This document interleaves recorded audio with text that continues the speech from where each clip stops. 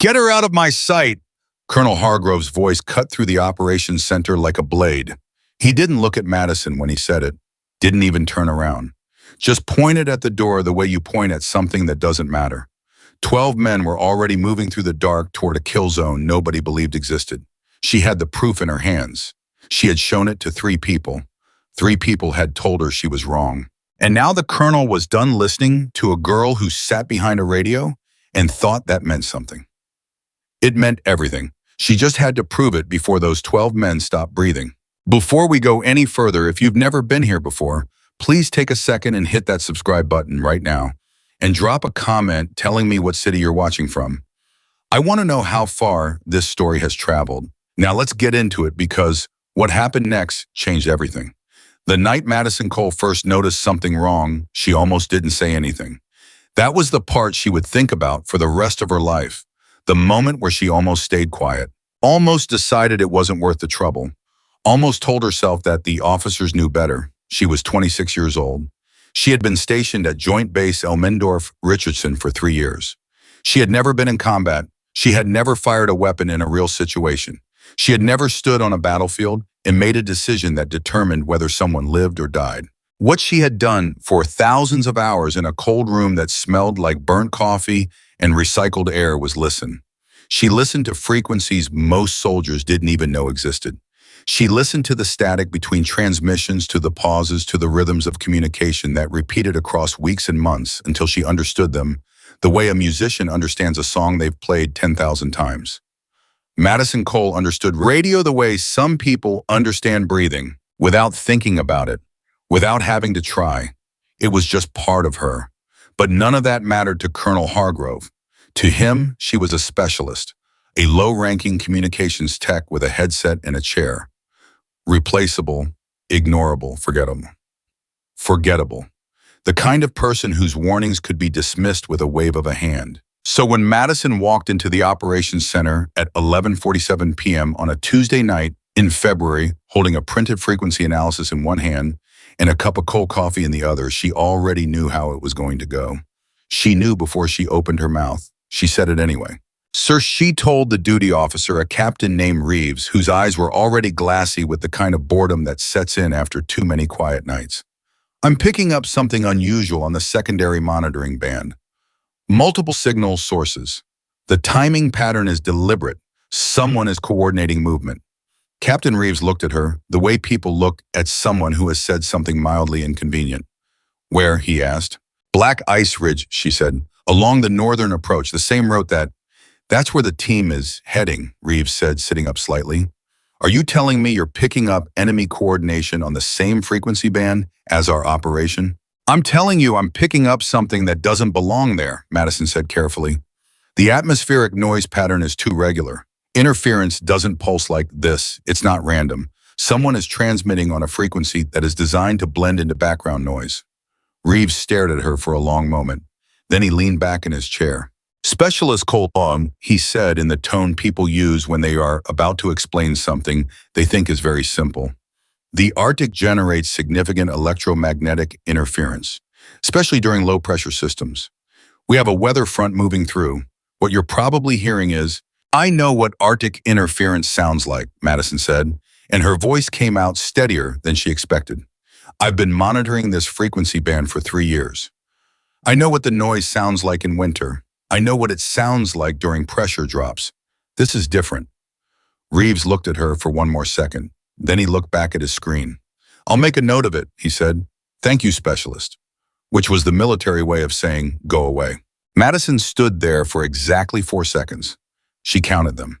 Then she walked back to her station, sat down, put on her headset, and kept listening. Because that was what she did. She listened when no one else would. The operation had been running for 11 hours before Madison was assigned to the monitoring rotation. SEAL Team 612 operators, led by Senior Chief Petty Officer Ryan Mitchell, had inserted into the Alaskan backcountry via helicopter at dusk. Their mission was classified, but Madison knew the outline reconnaissance along the Arctic perimeter, searching for evidence of a foreign weapons distribution network that intelligence believed was using remote Alaskan terrain as a corridor. It was supposed to be a quiet operation, low risk, primarily observation, the kind of mission that generated paperwork, not medals. Ryan Mitchell had led harder missions than this with his eyes closed. He was 41 years old, built like a man who had been assembled from spare parts in a machine shop, and he had spent more nights in the field than most people spent sleeping in beds. He had been to places that didn't appear on any official map. He had made decisions in split seconds that would have taken committees weeks to debate. He was good at this. He was very, very good at this. But right now, in the darkness of Black Ice Ridge, he didn't know what Madison Cole knew. He didn't know that something was already waiting for him. Back at her station, Madison pulled up every monitoring tool she had access to. She wasn't supposed to be running independent frequency analysis outside her assigned band that was technically outside her role. But Madison had spent 3 years quietly building access to monitoring resources that technically belonged to other departments, not because she was trying to cause trouble, but because she was the kind of person who needed to understand the full picture. She couldn't help it. Partial information felt like a puzzle with missing pieces, and Madison Cole could not leave a puzzle unfinished. So she listened wider, and what she heard made her stomach drop. The coordinated signals she had reported to Reeves were not alone. There were more of them, farther north, positioned in a way that when she plotted them on a terrain overlay, formed something that looked unmistakably like the kind of pattern that trained military planners used when establishing a containment perimeter. Someone wasn't just in the area. Someone was setting a trap. She stood up from her chair so fast she knocked her coffee across the keyboard. "Hey, hey!" The signals tech across the room looked over at her, startled. Madison didn't answer him. She was already moving toward the duty officer's station again, the printed overlay map in her hand, her heart hitting the inside of her chest like it was trying to get out. "Captain Reeves, Specialist Cole." Reeves didn't even look up. "I told you I'd make a note." "Look at this," Madison said, and she put the map directly in front of him on top of whatever he was reading. "I plotted the signal sources on terrain overlay. Hey, look at the pattern."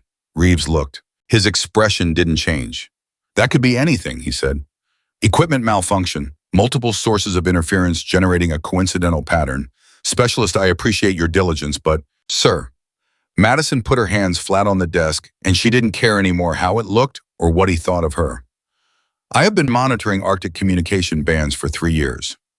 I have listened to more transmissions out of this region than anyone else on this base. What I am looking at right now does not look like interference.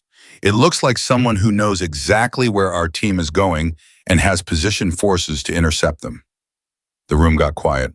Not silent. There was always noise in an operations center, but the particular kind of quiet that happens when someone says something that everyone in the room hears and nobody wants to respond to. Reeves looked at her. He looked at the map. He looked back at her, and then he picked up the phone on his desk and called Colonel Hargrove. Madison stood there and listened to half the conversation. She heard Reeves describe her analysis. She heard him use phrases like unverified, impossible atmospheric cause, and the specialist is concerned. She heard the long pause that meant Hargrove was talking, and then she heard Reeves say, "Yes, sir, understood."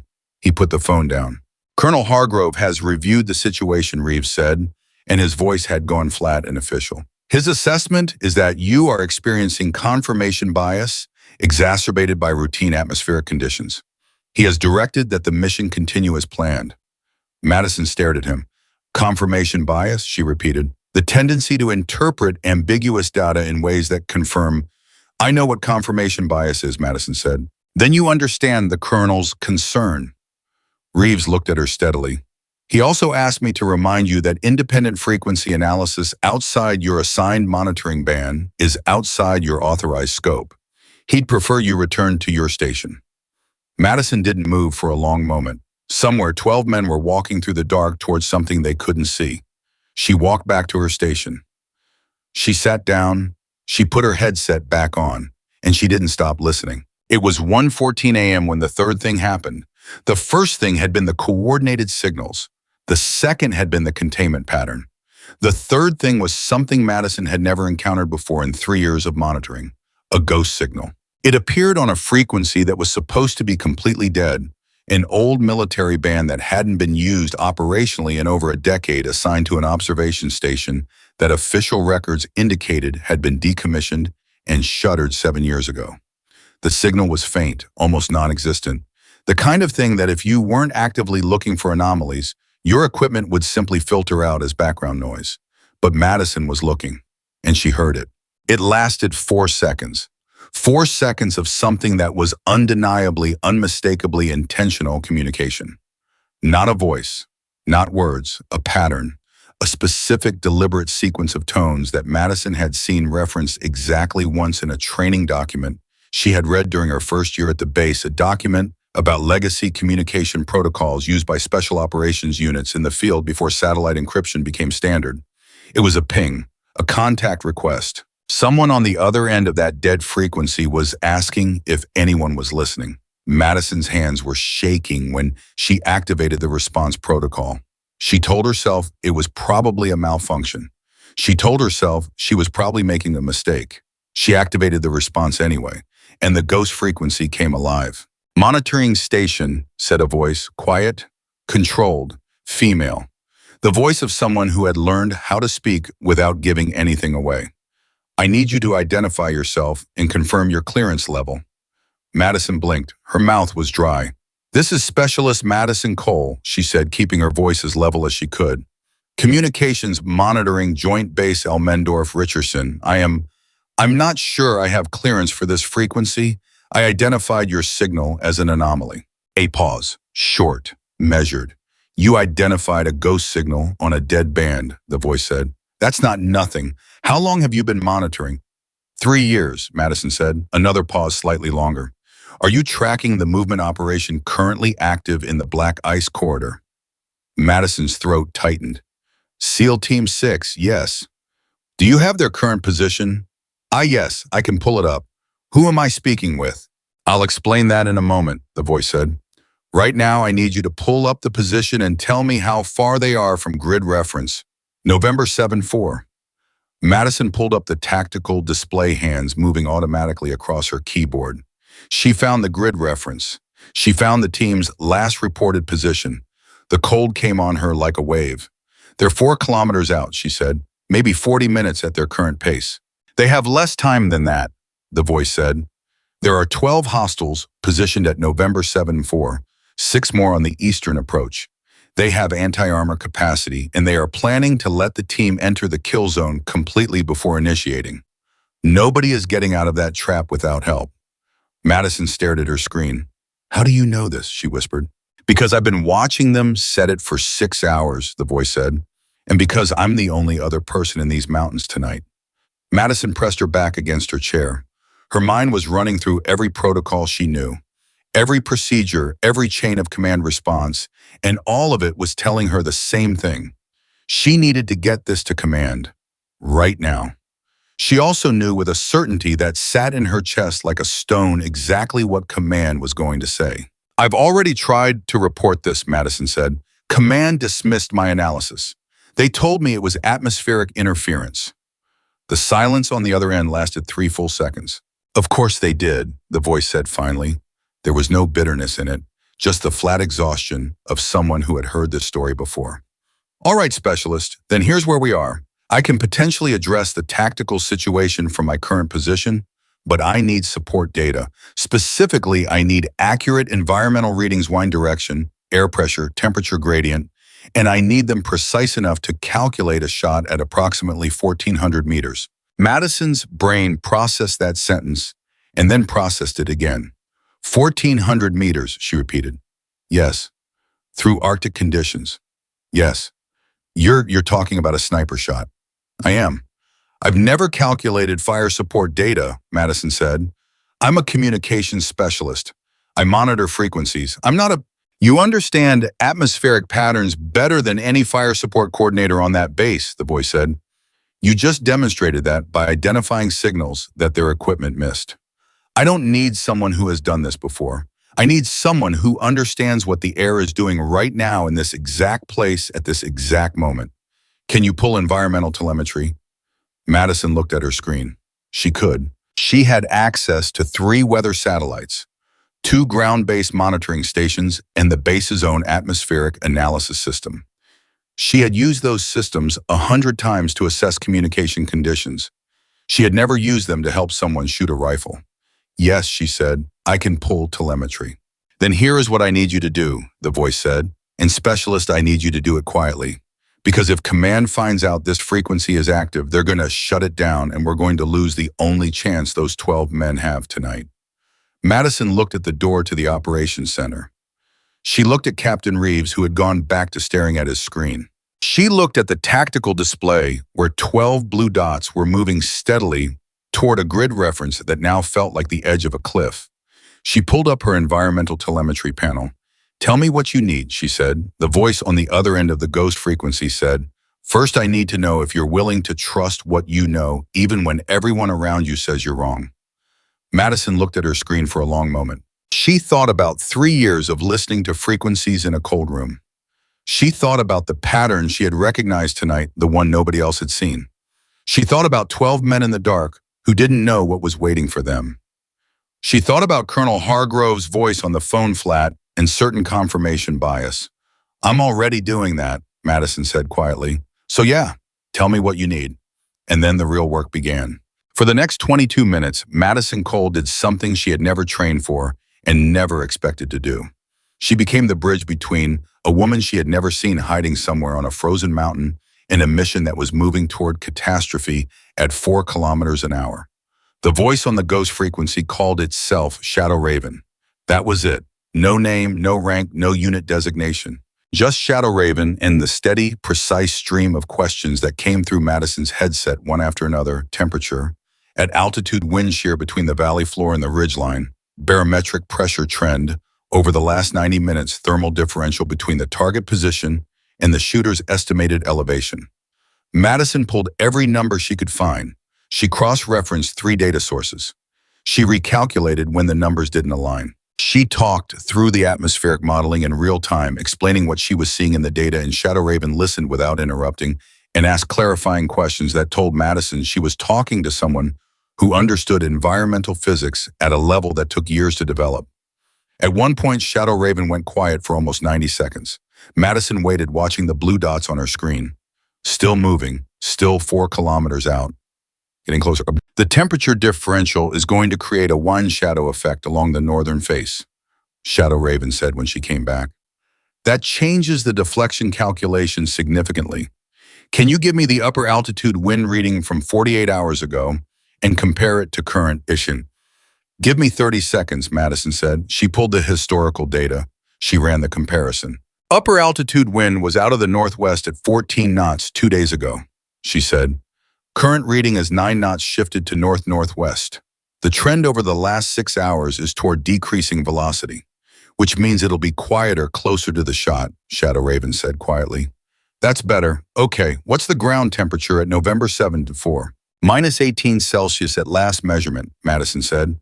"But the monitoring station for that grid is 11 kilometers east, and the valley creates a cold sink effect. Actual temperature at target could be as much as 4 degrees lower." Or a pause. "You just figured that out yourself," Shadow Raven said. It wasn't quite a question. "I've been monitoring this region for 3 years, Madison said. "I know how the cold settles in the valleys." Another pause, shorter this time. -22, Shadow Raven said. "I'm adjusting for that.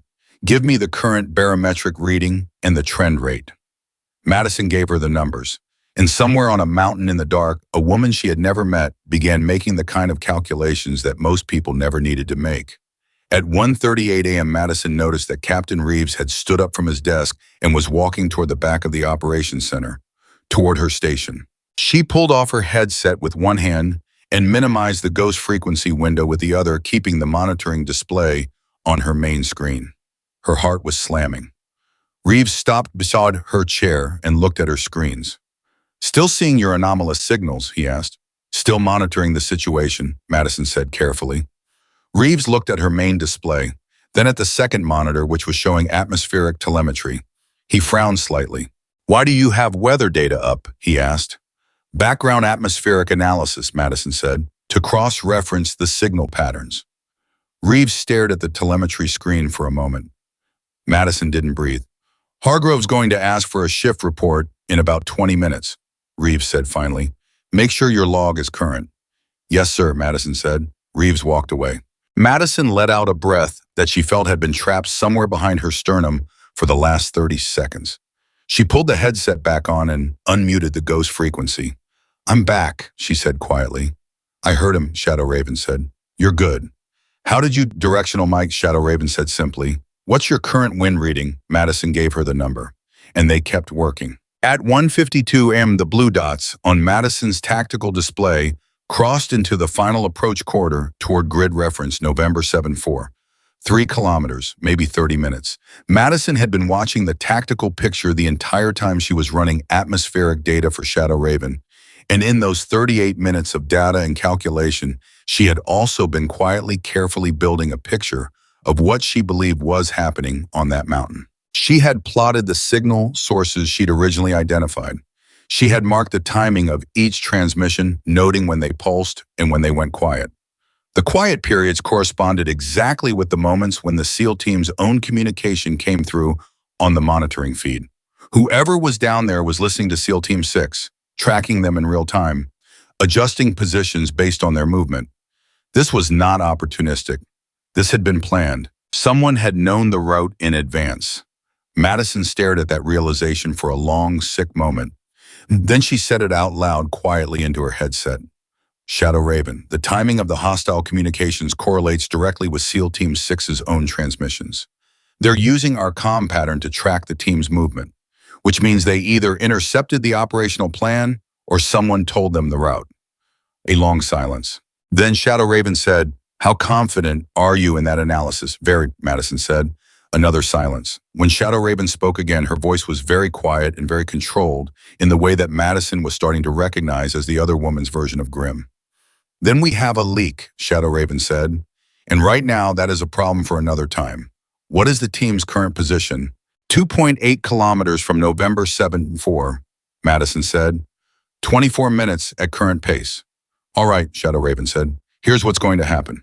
At some point in the next 20 minutes, I'm going to need you to warn the team directly, to get a message through to Senior Chief Mitchell. Command has ordered radio silence except for, I know, Shadow Raven said. Do it anyway.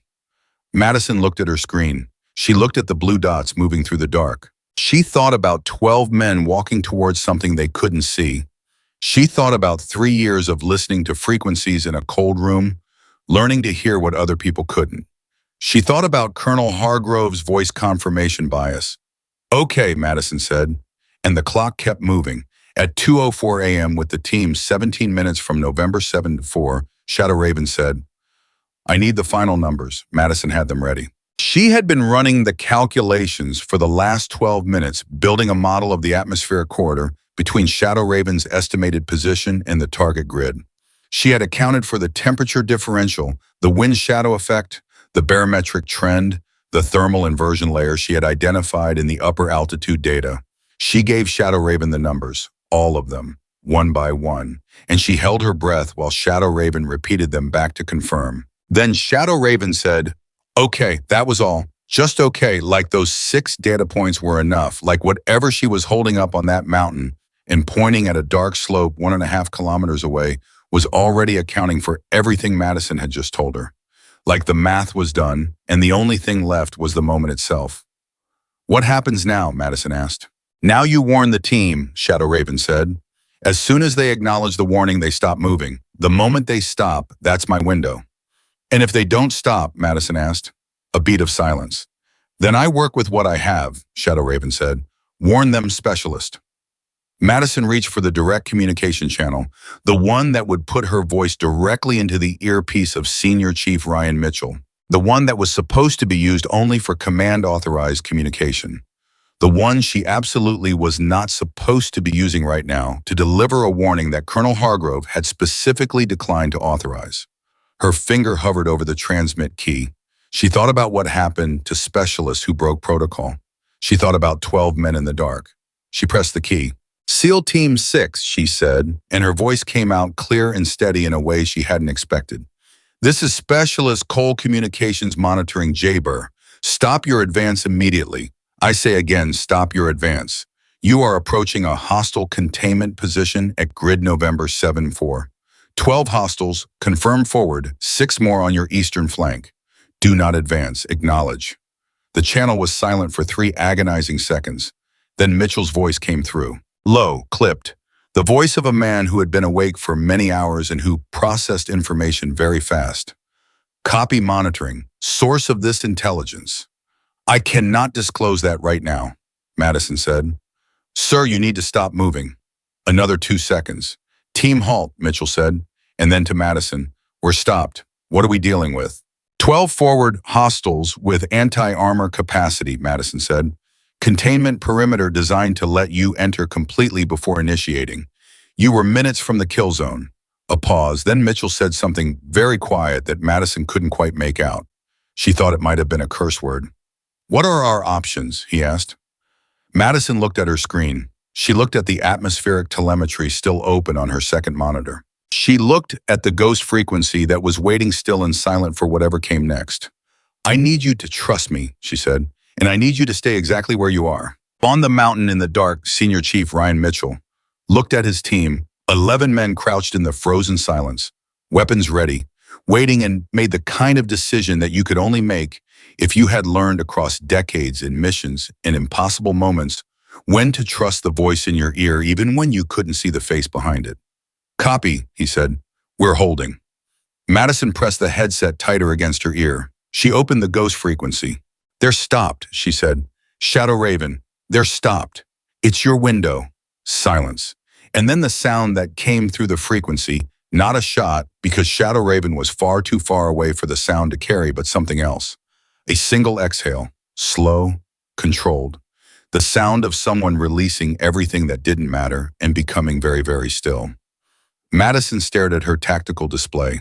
She watched the blue dots, 12 of them, motionless in the dark. She watched the clock. She watched the atmospheric data, and she waited. The whole mountain waited. The silence that followed Madison's last transmission was the loudest thing she had ever heard. She sat at her station with both hands flat on the desk, headset pressed so tight against her ears that she could feel her own pulse through the foam padding. The ghost frequency was open. The tactical display was up. 12 blue dots sat motionless in the dark somewhere on Black Ice Ridge, and the clock on her screen said 2:09 a.m., and Madison Cole was holding her breath in a way that had stopped being voluntary about 3 minutes ago. She had told 12 operators to stop moving and trust her. She had told them help was coming from a direction nobody at command even knew existed.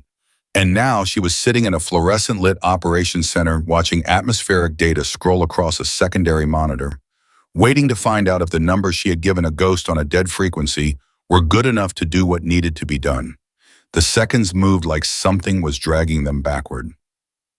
Xintao 10. At 2:10 and 42 seconds, the world moved. Not with a sound, not with a flash, not with anything dramatic that Madison could see or hear from inside the operations center. What she saw was data. The atmospheric sensors registered a pressure spike. Brief, localized. The kind of micro disturbance that a very large caliber rifle produces when fired at altitude in cold, dense air. The kind of thing that would look like sensor noise to anyone who wasn't specifically watching for it. Madison was watching for it. She pressed her hand over her mouth. And then the tactical picture changed. The hostile signal sources she had been tracking for the last 2 hours, the ones that nobody had wanted to believe were real, the ones that Colonel Hargrove had called atmospheric interference and confirmation bias, they started moving. Not toward the SEAL team, away from it, scrambling. The containment formation that had been sitting in perfect patient silence around grid November 7-4 suddenly came apart like a handful of scattered cards, signals jumping and overlapping and losing their coordination in the way that happened when a unit lost its command element or took a sudden, unexpected shock. Whatever Shadow Raven had done in the dark, it had worked. Madison closed her eyes for exactly 1 second, then she opened them and got back to work. SEAL Team 6, she said into the direct channel. Be advised, hostile signals are breaking formation. I'm reading dispersal movement away from your position. The eastern flank is pulling back. You may have a window. Mitchell's voice came back immediately. He was breathing faster now, but his words were still clipped and controlled. Copy monitoring. We're seeing movement on our sensors. Confirm you read dispersal. Confirmed, Madison said. North and west. Whatever just happened at the ridge, they lost coordination. Your path south is clear. What just happened at the ridge? Mitchell asked. Madison hesitated for half a second. Friendly intervention, she said. A pause. From who? I'll explain when you're out, she said. Right now, you need to move. Another brief pause. Then Mitchell said quietly and without ceremony, copy that. Moving south. Keep talking to me. Monitoring. I'm not going anywhere, Madison said. And then she turned her attention back to the ghost frequency because Shadow Raven hadn't said a word since the atmospheric sensors registered that pressure spike, and Madison needed to know that the other woman was still there. Shadow Raven, she said softly, the team is moving. They're clear. Talk to me. 3 seconds. 4, 5. Madison's hand tightened around the edge of her desk. Then the voice came back, quieter than before, a little rougher around the edges in a way that might have meant exertion or cold or both. I'm here, Shadow Raven said. What's the team's heading? South-southwest, Madison said, toward the secondary extraction point. Can you maintain position? For a while, Shadow Raven said. Are you okay? A pause that felt specific. Don't worry about me, Shadow Raven said. Watch your team. What are the hostile signals doing now? Madison checked her display. Still dispersing. Northwest quadrant is clear. I'm reading 2 signals that seem to be regrouping at the eastern tree line, but they're not moving toward the team's heading. They won't, Shadow Raven said. Not tonight. They don't know what hit them, and they don't know from where. That's the only advantage we had, and I needed to make it count. Madison thought about that for a moment. About what it took to make that kind of calculation, not just the shot, not just the physics and the number she had provided, but the decision about what the shot needed to accomplish. Not a direct engagement, not even a direct hit on a hostile target, something more calculated than that. What did you shoot? Madison asked. A brief pause. The ridge, Shadow Raven said. There was a fracture point in the ice shelf above their position. When I identified the containment formation 6 hours ago, I spent a lot of time looking at the terrain around it. Sometimes the best shot isn't the one that hits a target. Sometimes it's the one that changes the ground under everybody's feet. Madison sat with that for a moment. You triggered the avalanche on purpose, she said. Small avalanche, Shadow Raven said, controlled enough to break their formation without burying them completely. I needed them scattered, not martyred. Dead men make investigations. Scattered men make decisions in the dark, and the decision most trained operatives make in the dark, when they can't see their command element, is to fall back and regroup. That's an extraordinary calculation to make in real time, Madison said. I had good atmospheric data, Shadow Raven said simply. And for a moment, just a moment, something that might have been the beginning of a different kind of conversation passed between them, the kind that might have happened if they had been sitting across a table from each other, instead of connected by a ghost frequency in the middle of the night. The kind of conversation that happens when 2 people recognize something in each other that neither of them had expected to find. Then the tactical display beeped, and Madison was back. Team is at the first waypoint, she said. Still moving. No pursuit detected. Good, Shadow Raven said. Keep watching them until they're on the bird. Madison nodded even though no one could see her. She settled into the rhythm of monitoring, tracking the 12 blue dots as they moved south through the dark, calling out clearer corridors, and flagging the 2 regrouping signals in the eastern tree line, which, as Shadow Raven had predicted, showed no signs of following. At 2:31 a.m. her world ended. Not literally, but that was how it felt. The door to the operations center opened and Colonel Hargrove walked in. I was not in his duty uniform. He was wearing a field jacket over a gray shirt, and his hair was the hair of someone who had just been woken up, and his face was the face of someone who was not happy about it.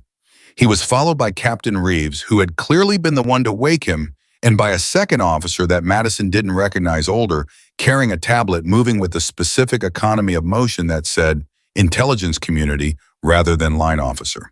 Hargrove walked directly to the duty station and looked at the displays. Then he looked across the room, at Madison. The look lasted exactly 2 seconds. Then he walked toward her.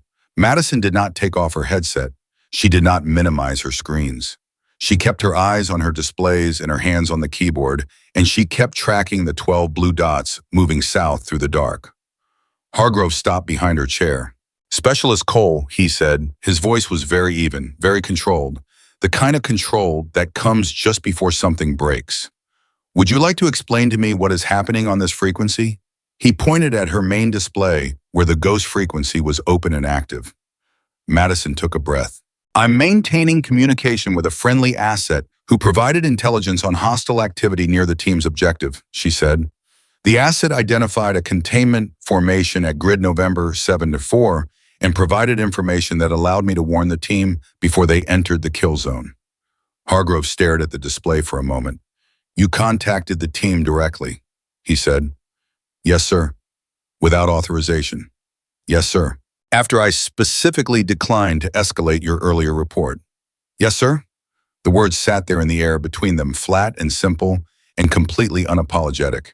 And Madison kept her eyes on her screen because if she looked at Hargrove's face right now, she wasn't sure she could keep the steadiness in her voice. And then Hargrove leaned forward and pointed at the ghost frequency indicator. This signal source, who authorized access to this band? It came to me, sir, Madison said. The contact initiated. I responded. On a decommissioned frequency. Yes, sir.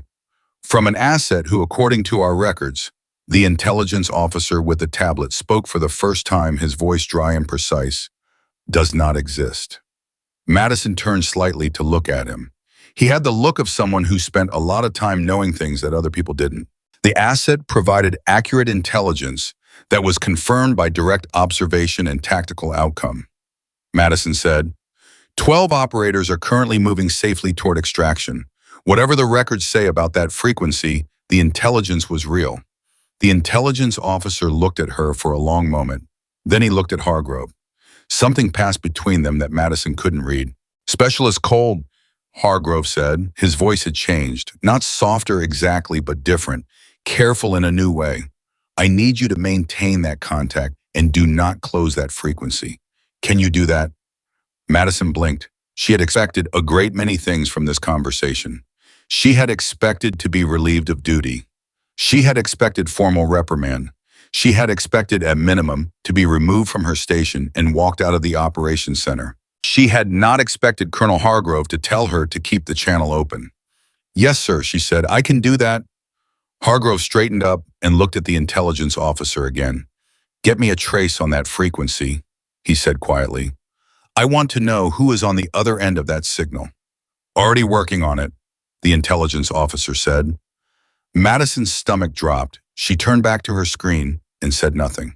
But her mind was already running ahead through the implications, through what it meant that command was now actively trying to trace the ghost frequency and what it would mean for Shadow Raven if they succeeded. She kept her expression neutral. She kept her hands steady. And under cover of adjusting her atmospheric monitoring display, she pressed the ghost frequency channel control and shifted it by 3 kilohertz, just enough to make a trace take longer than it should, because Madison Cole had spent 3 years understanding how these frequencies moved and what it took to follow them. She wasn't sure why she did it. She told herself it was because she needed more time to confirm the team was safe. She didn't entirely believe herself. At 2:44 a.m., the tactical display showed the 12 blue dots crossing the final waypoint before the extraction zone. The hostile signals in the eastern tree line had gone quiet. The dispersal pattern in the north had stabilized into what looked like a defensive regrouping, a unit that was confused and concerned and not about to push forward into something it didn't understand. The team was going to make it. Madison felt something release in her chest that had been clenched there for the last 3.5 hours. Then Hargrove spoke again from behind her. They're going to make it, he said. It wasn't directed at anyone specifically, just said. Yes, sir, Madison said anyway. A pause, then Hargrove said very quietly so that only she could hear, your frequency analysis. The original report. You were right.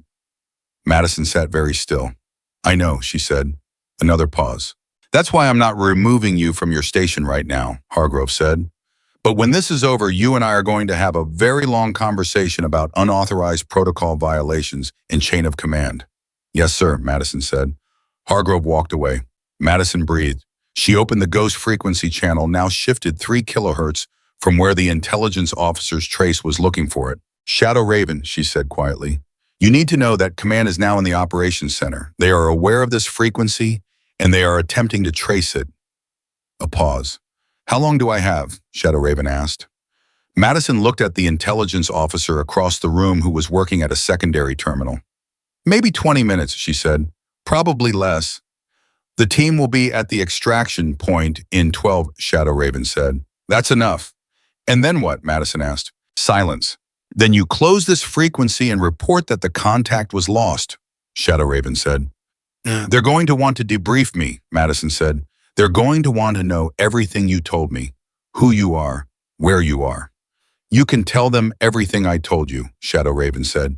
You don't know who I am. You don't know where I am. You responded to a contact on a dead frequency, and you used the information provided to protect the team. That's exactly what happened. Madison thought about that. You planned this, she said. You knew I would respond. You knew this is exactly how it would play out. A pause. I knew someone at that base would be listening carefully enough to hear me, Shadow Raven said. I didn't know it would be you specifically. But you knew it would be someone like me, Madison said, a longer pause. I hoped, Shadow Raven said. There's a difference. The clock said 2:51 a.m. 11 minutes until the team reached the extraction point. Approximately 15 minutes until the intelligence officer's trace locked onto the shifted frequency, and Madison had no way to shift it again without making the interference look deliberate enough for someone to notice. She had 11 minutes maybe, and there were things she needed to understand before that window closed. Shadow Raven, she said, the hostile signals. The timing pattern, I identified the way they were tracking the team using our own communication frequency. Someone knew the route. Someone provided information about this operation. Yes, Shadow Raven said. Do you know who? A pause that felt weighted differently from the others. I have a suspicion, Shadow Raven said. But suspicions without evidence are just stories. And right now, the most important thing is getting 12 people home. The rest of it, that's a longer conversation. A conversation you're not planning to have with Command, Madison said. No, Shadow Raven said. Not with Command. Madison filed that away. Then with who, she asked. Shadow Raven didn't answer immediately. When she did, her voice was measured and deliberate in a way that told Madison the other woman had thought about what she was going to say before she said it. Someone needs to keep pulling threads, Shadow Raven said. Someone who knows how to listen. Someone who is already embedded in the system and who has access to communication streams that nobody else is paying attention to. Someone who just spent 3 hours proving that she hears things that everyone around her misses. Madison sat very still. You're talking about me, she said. I'm talking about someone with your skills and your instincts and your willingness to trust what she hears even when everyone around her says she's wrong, Shadow Raven said. Whether that person is you is a decision only you can make. The clock said 2:53, 9 minutes. Across the room, the intelligence officer frowned at his terminal and typed something. The trace was moving faster than Madison had anticipated. She shifted the frequency again. Smaller this time, barely a kilohertz and a half, the kind of drift that could plausibly look like natural signal degradation in Arctic conditions. She had maybe 8 minutes now. If someone provided the route information, Madison said, keeping her voice very low, that person is still here, still on this base, still with access to mission planning and operational schedules. Almost certainly, Shadow Raven said, and you want me to find them. I want you to keep listening, Shadow Raven said. The same way you've been listening for 3 years, the patterns will tell you, they always do. Madison looked at her screen. She looked at the 12 blue dots now less than 2 kilometers from the extraction point. She thought about what it meant to have heard something tonight that nobody else had heard. About what it meant to have acted on it alone in a cold room while everyone around her told her she was wrong. She thought about what it meant that somewhere on a mountain in the dark, a woman who wasn't supposed to exist had been watching over 12 men because nobody else was going to do it. She thought about the fact that whoever had told the enemy where SEAL Team 6 was going tonight had done it from inside the system, from inside this base, possibly from inside this building. The thought sat in her chest like a piece of ice. How will I reach you? Madison asked. You won't, Shadow Raven said. I'll reach you when I have something you need to hear. And if I have something you need to hear before then, a pause. You already know how to listen on frequencies nobody else is monitoring, Shadow Raven said. Use the same band, same drift offset you've been using to slow down your friend with the tablet. Leave a message if you need to. I'll find it. Madison almost laughed. Almost.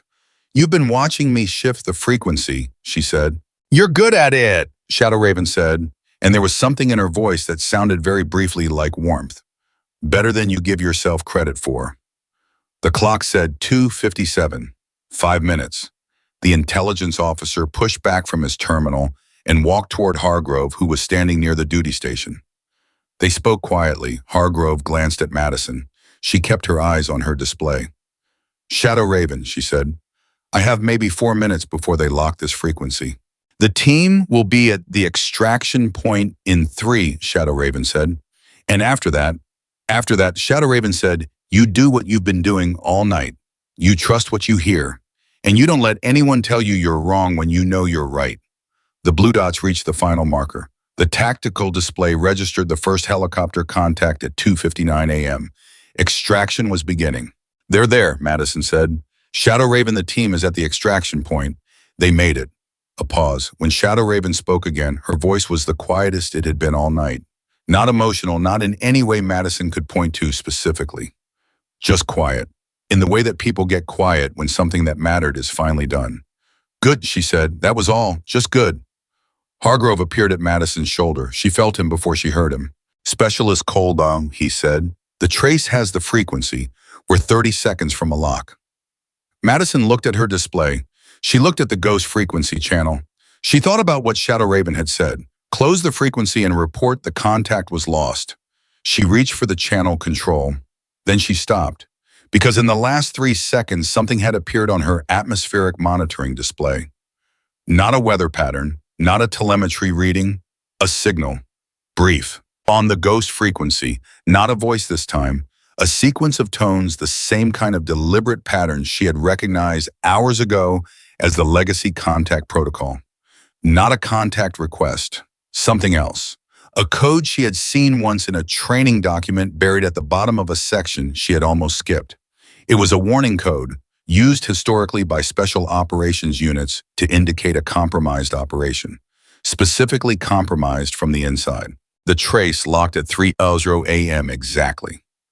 The intelligence officer called across the room. "I have a location." Hargrove looked at Madison. "What was that last transmission?" he asked, nodding at the ghost frequency display where the final signal had registered before the trace locked. Madison looked at her screen. She thought about chains of command and authorized protocols and what it meant to trust what you heard when everyone around you said you were wrong. She thought about 12 men who were at this exact moment climbing onto a helicopter because she had done exactly that. She thought about a leak, about someone inside this building who had given a SEAL team's route to the enemy, about the fact that she was now sitting in a room with that person and she didn't know which face to look at. "It was a signal degradation pattern," Madison said evenly. "The frequency was losing coherence before the trace locked. Normal atmospheric behavior." Well, Hargrove looked at her for a moment. Then he looked at the intelligence officer. "Close the frequency," he said. Madison closed it, and for the first time all night, the ghost frequency went completely silent. The room around her kept moving. Hargrove conferring with the intelligence officer, Reeves managing the extraction, communication equipment, humming and voices overlapping in the way of an operations center that had shifted from quiet to active without anyone really deciding it had happened. Madison sat in the middle of all of it and was very still. She was thinking about the warning code, about what it meant, about who in this room right now had known where SEAL Team 6 was going tonight and had picked up a phone or a radio or a secure terminal and told someone who shouldn't have known. She was thinking about patterns, about how she had spent 3 years learning to hear what other people missed, about how Shadow Raven had told her to keep listening, about how the patterns would tell her. They always did. She opened a new monitoring window on her secondary display.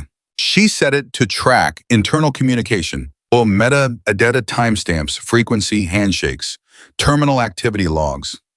Not the content of the communications, just the patterns, just the shapes of when people communicated, and how long they waited between transmissions, and whether the timing of those communications lined up with anything else that had happened tonight.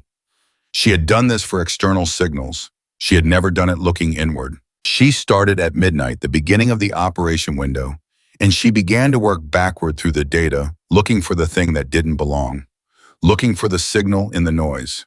At 3:08 a.m., Captain Reeves called across the room. "Extraction confirmed. All 12 operators aboard. No casualties."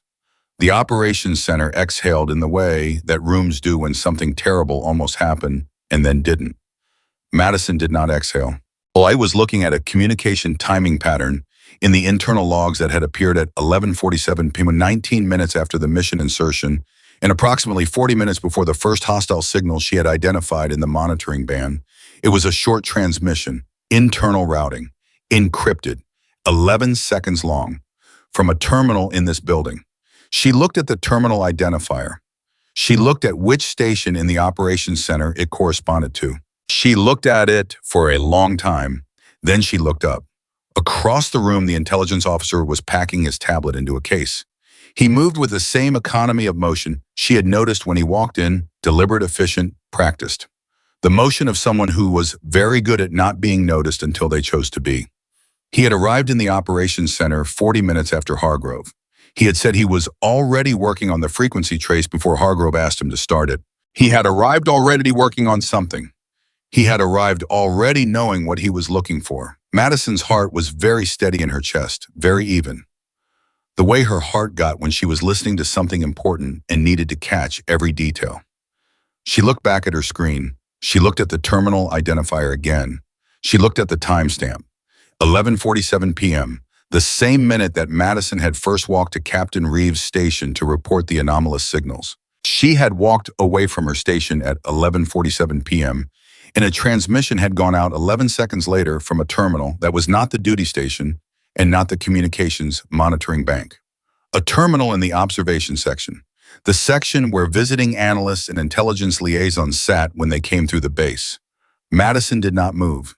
She did not change her expression. She did not look across the room. She opened a new file on her secondary monitor and began very quietly to document everything she had found.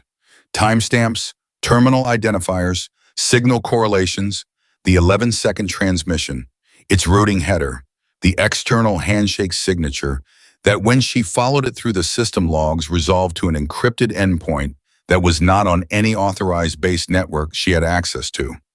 She did not know yet what it meant. She knew enough. She knew that when she had walked to Captain Reeves at 11:47 p.m. and said the words hostile activity and Black Ice Ridge and SEAL Team 6 out loud in an operations center, someone had heard her. Someone had sent a message.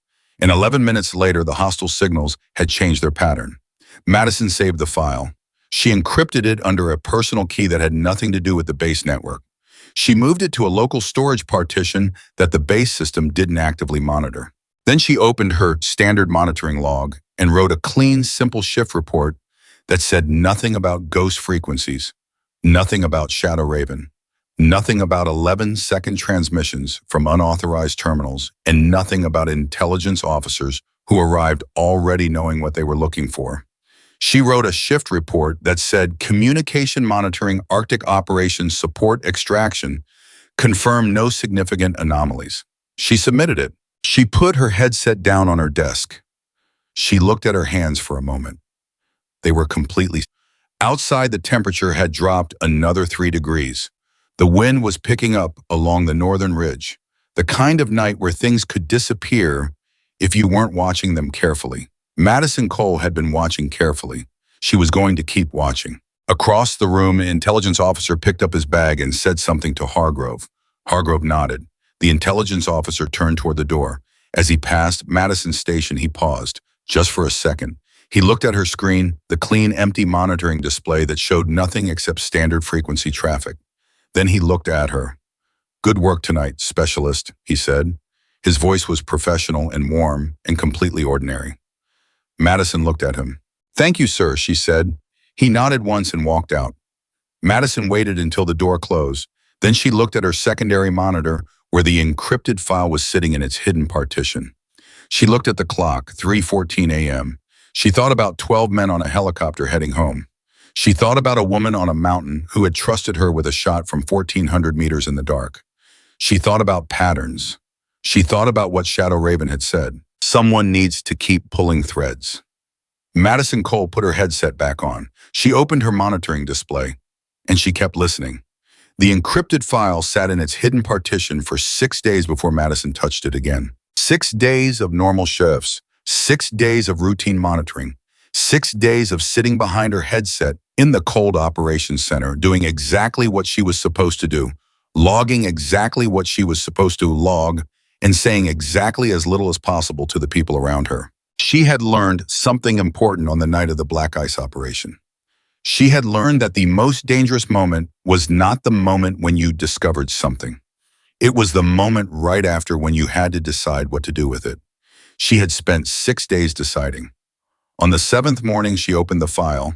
It was 5:22 a.m., 40 minutes before the day shift started, and the operations center was at its quietest. Just one duty officer running a skeleton, monitoring rotation and the kind of background equipment, hum that Madison had long ago stopped hearing as noise and started hearing as silence. She pulled up the communication metadata she had saved. The 11-second transmission, the terminal identifier, the timestamp, the external routing signature she had followed through the system logs to an encrypted endpoint that didn't belong on any authorized network. She had spent 6 days not looking at it directly, but she had been thinking about it constantly, the way you think about a sound you heard in the dark that you can't identify, not with fear exactly, but with the specific alertness of someone who knows the sound was real and knows it meant something. She looked at it now, and she started pulling threads. The routing signature she had found was sophisticated. Whoever had designed it knew exactly how base network architecture worked, how to make a transmission look like internal traffic when part of it was leaving the network entirely. It was the kind of technical construction that took time and access and a detailed understanding of the system's blind spots. Madison understood blind spots. She had spent 3 years finding them in radio frequencies. The same logic applied here. Every system had places where the monitoring gaps overlapped, where traffic could move without being flagged, where a careful person could build a door in the wall, and no one would notice because the wall looked completely solid from the outside. This door had been built carefully, but the person who built it hadn't anticipated someone looking at the metadata pattern on the night it was used. They had expected the night to go differently. They had expected SEAL Team 6 to walk into a kill zone and the subsequent investigation to focus outward, not inward. They had not expected a radio girl to be watching. At 5:41 a.m., Madison found the second transmission. She almost missed it. It was shorter than the first 4 seconds, and it had been routed through a different path through the network using a different handshake protocol. But the external endpoint it resolved to was the same. Not identical in address. The address had been rotated, but the signature of the encryption method was the same. The same hand had built both doors. The second transmission had gone out at 2:03 a.m. Madison sat back in her chair and stared at the timestamp. 2:03 a.m. She had warned SEAL Team 6 at 2:04 a.m. Someone had sent a second message at 2:03 a.m., 1 minute before her warning went through, 1 minute before the team stopped moving. She thought about what that message might have said. She thought about the hostile signals breaking formation after Shadow Raven's shot, breaking fast breaking in a way that suggested shock rather than tactical withdrawal. A unit that had been set and ready and then suddenly wasn't. She thought about what it would look like from the outside if someone who was supposed to be coordinating an ambush lost communication with the unit on the ground right at the moment the operation was supposed to initiate. The second message might have been a warning, to pull back, to abort, which meant that whoever sent it had known at 2:03 a.m. that the operation was about to fail, which meant they had been watching the operations center, which meant they had been in the building, which meant they had seen Madison pick up the direct channel at 2:04 a.m. to warn Mitchell, and they had spent 1 minute before that moment sending word that something had changed. Madison's hands were completely steady on the keyboard. Her mind was moving very fast. At 5:58 a.m., 2 minutes before the day shift started, she heard footsteps in the corridor outside the operations center door. She closed every window she had open. She opened her standard monitoring display. She picked up her coffee cup, which was empty, and held it in a way that looked like she had just been sitting there drinking coffee for the last half hour. The door opened. It was Sergeant First Class Danny Okafor, the day shift lead, who was always exactly 2 minutes early, and who had a habit of immediately checking the overnight log before saying good morning to anyone, which Madison had always found endearing rather than rude because it meant he took the job seriously. "Cole," he said, not looking up from the log tablet. "You're early." "Couldn't sleep," she said. Okafor looked up at her then. He was 34 years old, had been doing communications work for 12 years, and had the specific perceptiveness of someone who had spent more than a decade listening for things that didn't belong. He looked at her for a moment in the way that experienced people look at someone when they think something is slightly off. Hargrove's been asking about you, he said. I heard, Madison said. He wants a full debrief on the Black Ice night. Everything you observed, every frequency, every contact. The works. When, she asked. This morning, Okafor said. 30 minutes. Madison looked at her empty coffee cup. Okay, she said. Okafor held her gaze for one more second. You good? He asked. And there it was, the question that Danny Okafor had been asking the people around him for 12 years in that exact tone, which was the tone of someone who genuinely wanted to know the answer and was prepared to do something about it if the answer was no. Madison looked at him. She thought about the encrypted file and its hidden partition. She thought about the 11-second transmission and the 4-second transmission and the intelligence officer who had paused at her station and said good work tonight in a completely ordinary voice. She thought about Shadow Raven's warning code, compromise from the inside. I'm good, Madison said. She wasn't sure if it was true. She said it anyway. The debrief with Colonel Hargrove lasted 94 minutes. It was conducted in a conference room that Madison had been in twice before, both times for routine reviews, and it felt different this time in a way. She couldn't entirely name something in the way the chairs had been arranged, the way Hargrove sat across from her rather than at the head of the table, the way there was a recording device on the table between them that Hargrove pointed to before he started and said, standard procedure, everything we discuss goes into the operational record. Madison nodded. She told him about the original frequency analysis. She told him about the containment patterns she had identified and the data she had provided to Reeves. She told him about the ghost frequency contact describing Shadow Raven as an unknown asset on a legacy band who had provided accurate tactical intelligence and requested atmospheric data in exchange. She told him about the atmospheric calculations she had run. She told him about warning the team without authorization and why she had made that decision. She told him about the final warning code on the ghost frequency before the trace locked, and here she paused because this was the part she had been thinking about for 6 days. She told him she had interpreted the final signal as atmospheric degradation and reported it as such. She did not tell him what the signal had actually been. She did not tell him what she had found in the communication metadata afterward. She watched his face while she spoke. Hargrove was good at listening, better than she had given him credit for during their earlier confrontation. He didn't interrupt. He didn't react visibly to the parts that she knew had to surprise him. He just listened and made occasional notes on the tablet in front of him, and when she finished, he sat quietly for a moment before he spoke. The asset, he said, Shadow Raven, you have no information about identity, location, or affiliation. Correct, Madison said. The atmospheric data you provided. You calculated that independently based on your existing monitoring access. Yes, sir. And your assessment of the outcome. The hostile formation broke before the team entered the kill zone. Do you believe that was a result of the asset's action? Yes, Madison said. I believe the asset acted on the data I provided. The atmospheric sensor registered a pressure signature consistent with a large caliber discharge at the relevant time. The hostile signal dispersal pattern immediately afterward was consistent with a unit that had lost its command coordination. Hargrove looked at her for a long moment.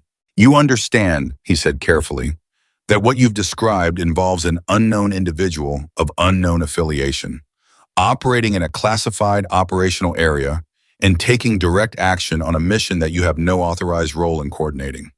I understand that, Madison said, and your assessment of the risk. My assessment, Madison said, is that 12 operators are alive this morning who might not be, and the only actions I took that fall outside my authorized scope were actions that contributed directly to that outcome. Hargrove sat back. You're not wrong, he said. It was the second time in 6 days he had said something like that to her, and both times it had landed differently than she expected. Not as a concession exactly, but as something more complicated. The acknowledgement of a person who had been wrong about something specific and was sitting with what that meant. What happens now? Madison asked. That depends on several things, Hargrove said. The investigation into the Black Ice operation is ongoing. The intelligence community is involved. There are questions about how the hostile unit had foreknowledge of the team's route. He paused. Questions that, based on your account, suggest the breach was internal. Madison kept her face neutral. That's a significant conclusion, she said. It is, Hargrove agreed. Which is why I'm asking you directly, Specialist Cole, whether there is anything else you observed on the night of the operation or in the time, since that is relevant to that question. The recording device sat on the table between them. Madison looked at it. She thought about the encrypted file in its hidden partition. She thought about Shadow Raven's voice on the ghost frequency, "I have a suspicion." Suspicions without evidence are just stories. She thought about the intelligence officer saying "good work tonight" in a completely ordinary voice while the trace was locking onto a frequency she had already moved. She had evidence now. Not suspicion, data, timestamps, routing signatures, patterns that told a story as clearly as any signal she had ever decoded. But she also had a problem. She didn't know how far the compromise went. The intelligence officer had arrived at the operations center within 40 minutes of Hargrove being woken up. Hargrove had called someone to report the situation, and that someone had sent the intelligence officer, which meant either Hargrove had called someone who was connected to the breach, or the intelligence officer had been dispatched by someone else entirely, someone above Hargrove in the chain who had been monitoring the situation from the moment Madison's first report hit the duty log. Either way, the recording device on the table was connected to an operational record that Madison did not control.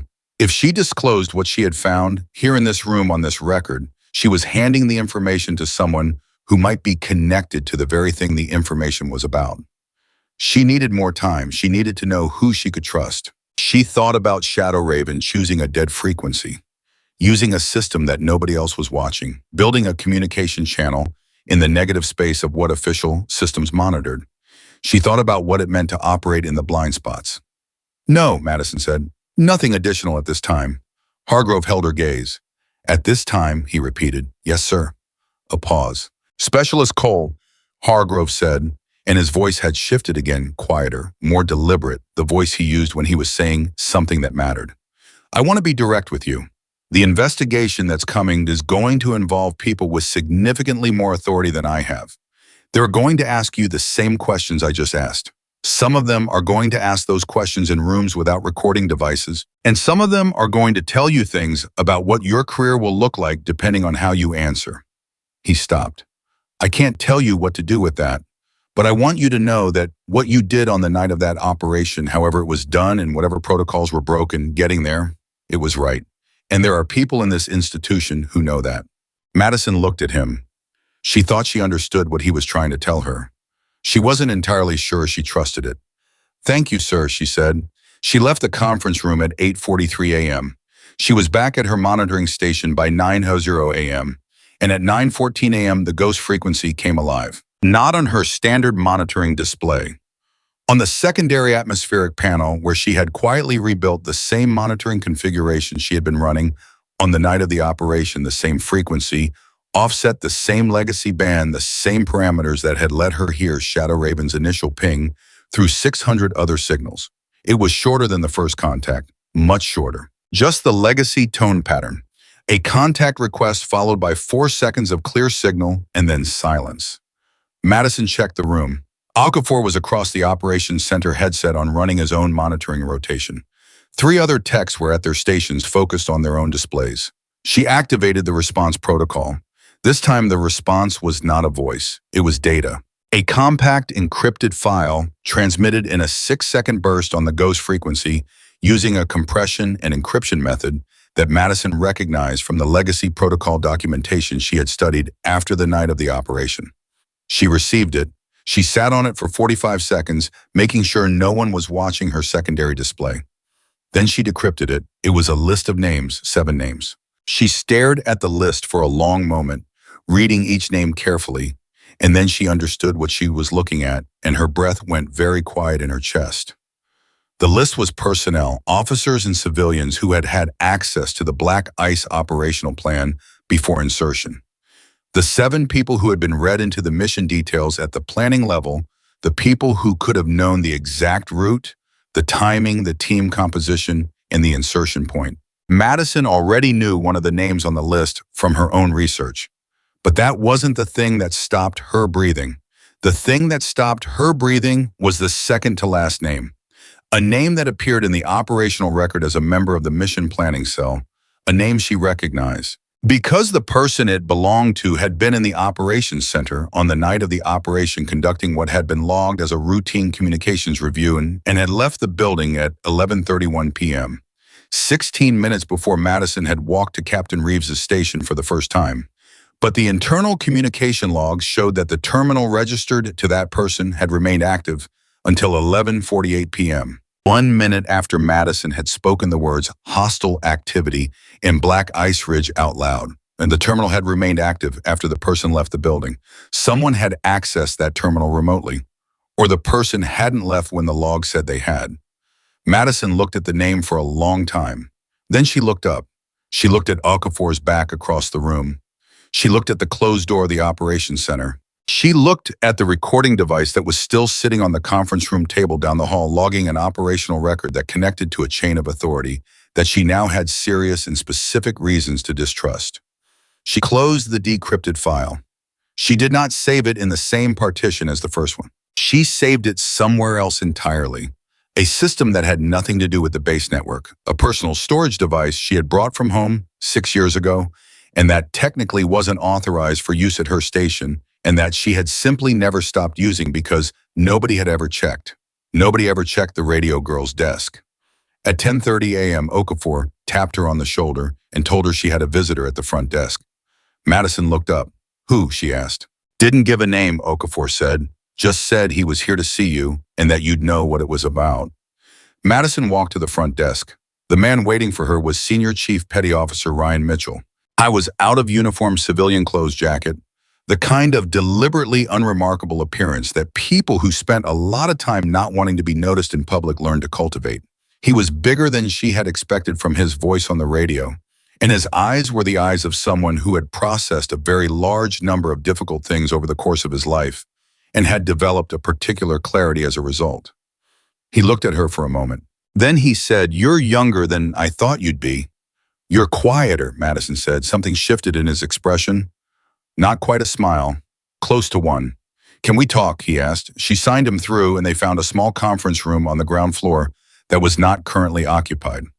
Mitchell closed the door and they sat across from each other, and for a moment neither of them spoke. Then Mitchell leaned forward and put his forearms on the table and said, "I want to know what happened." "You were briefed," Madison said. "I was briefed on what command decided to put in the record," Mitchell said. "That is not the same thing as what happened." He looked at her steadily. "You warned us. You told us to stop and we stopped, and 11 seconds later, the mountain came down between us in 18 hostiles that we didn't know were there. My operators are alive because someone we never met made a call that nobody authorized her to make." He paused. "I want to understand that, all of it." Madison looked at him. She thought about recording devices and operational records and chains of authority, and the names she had seen on the list that Shadow Raven had transmitted at 9:14 a.m. She thought about the encrypted files sitting in 2 different hidden locations on a personal storage device that nobody had ever thought to check. She thought about what Shadow Raven had said about suspicions and evidence. Suspicions without evidence are just stories. She had evidence, and now she had something else too. She had Ryan Mitchell sitting across a table from her, 12 of whose people were alive, because of what had happened on a mountain in the dark, asking her to tell him the truth. "How much do you know about the investigation into how the hostile unit had foreknowledge of your route?" Madison asked. Mitchell's jaw tightened slightly.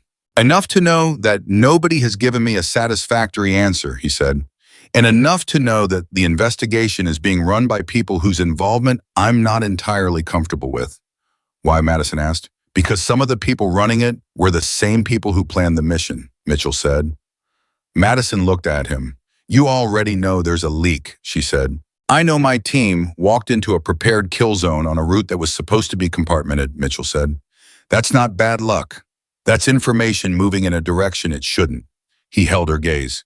"And I know that you warned us, which means you had information too, which means somebody was talking to you." Madison was quiet for a moment. Then she said, "If I showed you something, what would you do with it?"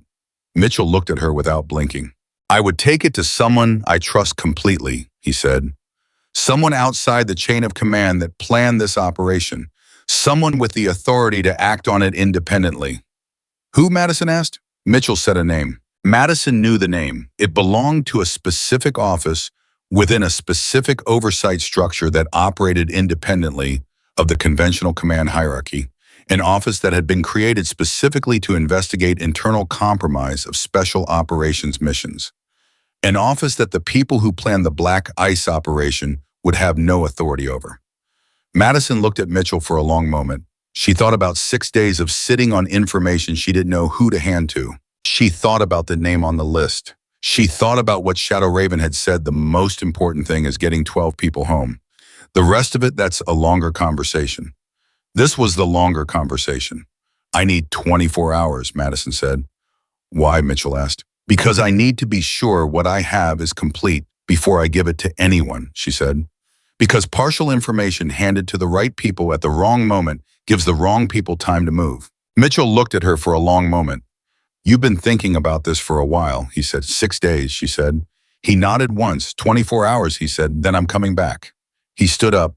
Madison stood up. He looked at her for a moment in the way that people look at someone when they want to say something and aren't sure whether to say it out loud. Then he said, the person who warned us, the one in the field, Shadow Raven. He paused. Do you know who that is? Madison looked at him. No, she said. It was the truth. She knew a voice. She knew a call sign. She knew the shape of a mind that worked in a particular way, precise and patient and willing to act alone in the dark, when acting alone was the only option. She didn't know a name. Mitchell nodded slowly. Whoever it is, he said, I owe them a debt I can't repay. He left. Madison stood in the empty conference room for a moment after the door closed. She looked at her watch. 10:58 a.m. 24 hours. She walked back to her station. She sat down. She put her headset on. She opened her monitoring display and her atmospheric panel in the secondary window that ran the legacy frequency scan alongside everything else. Okafor glanced over at her as she settled in. Everything okay? He asked. Working on something, she said. He looked at her for half a second with the specific expression of someone who had been doing this long enough to know that sometimes people worked on things they weren't going to explain right away.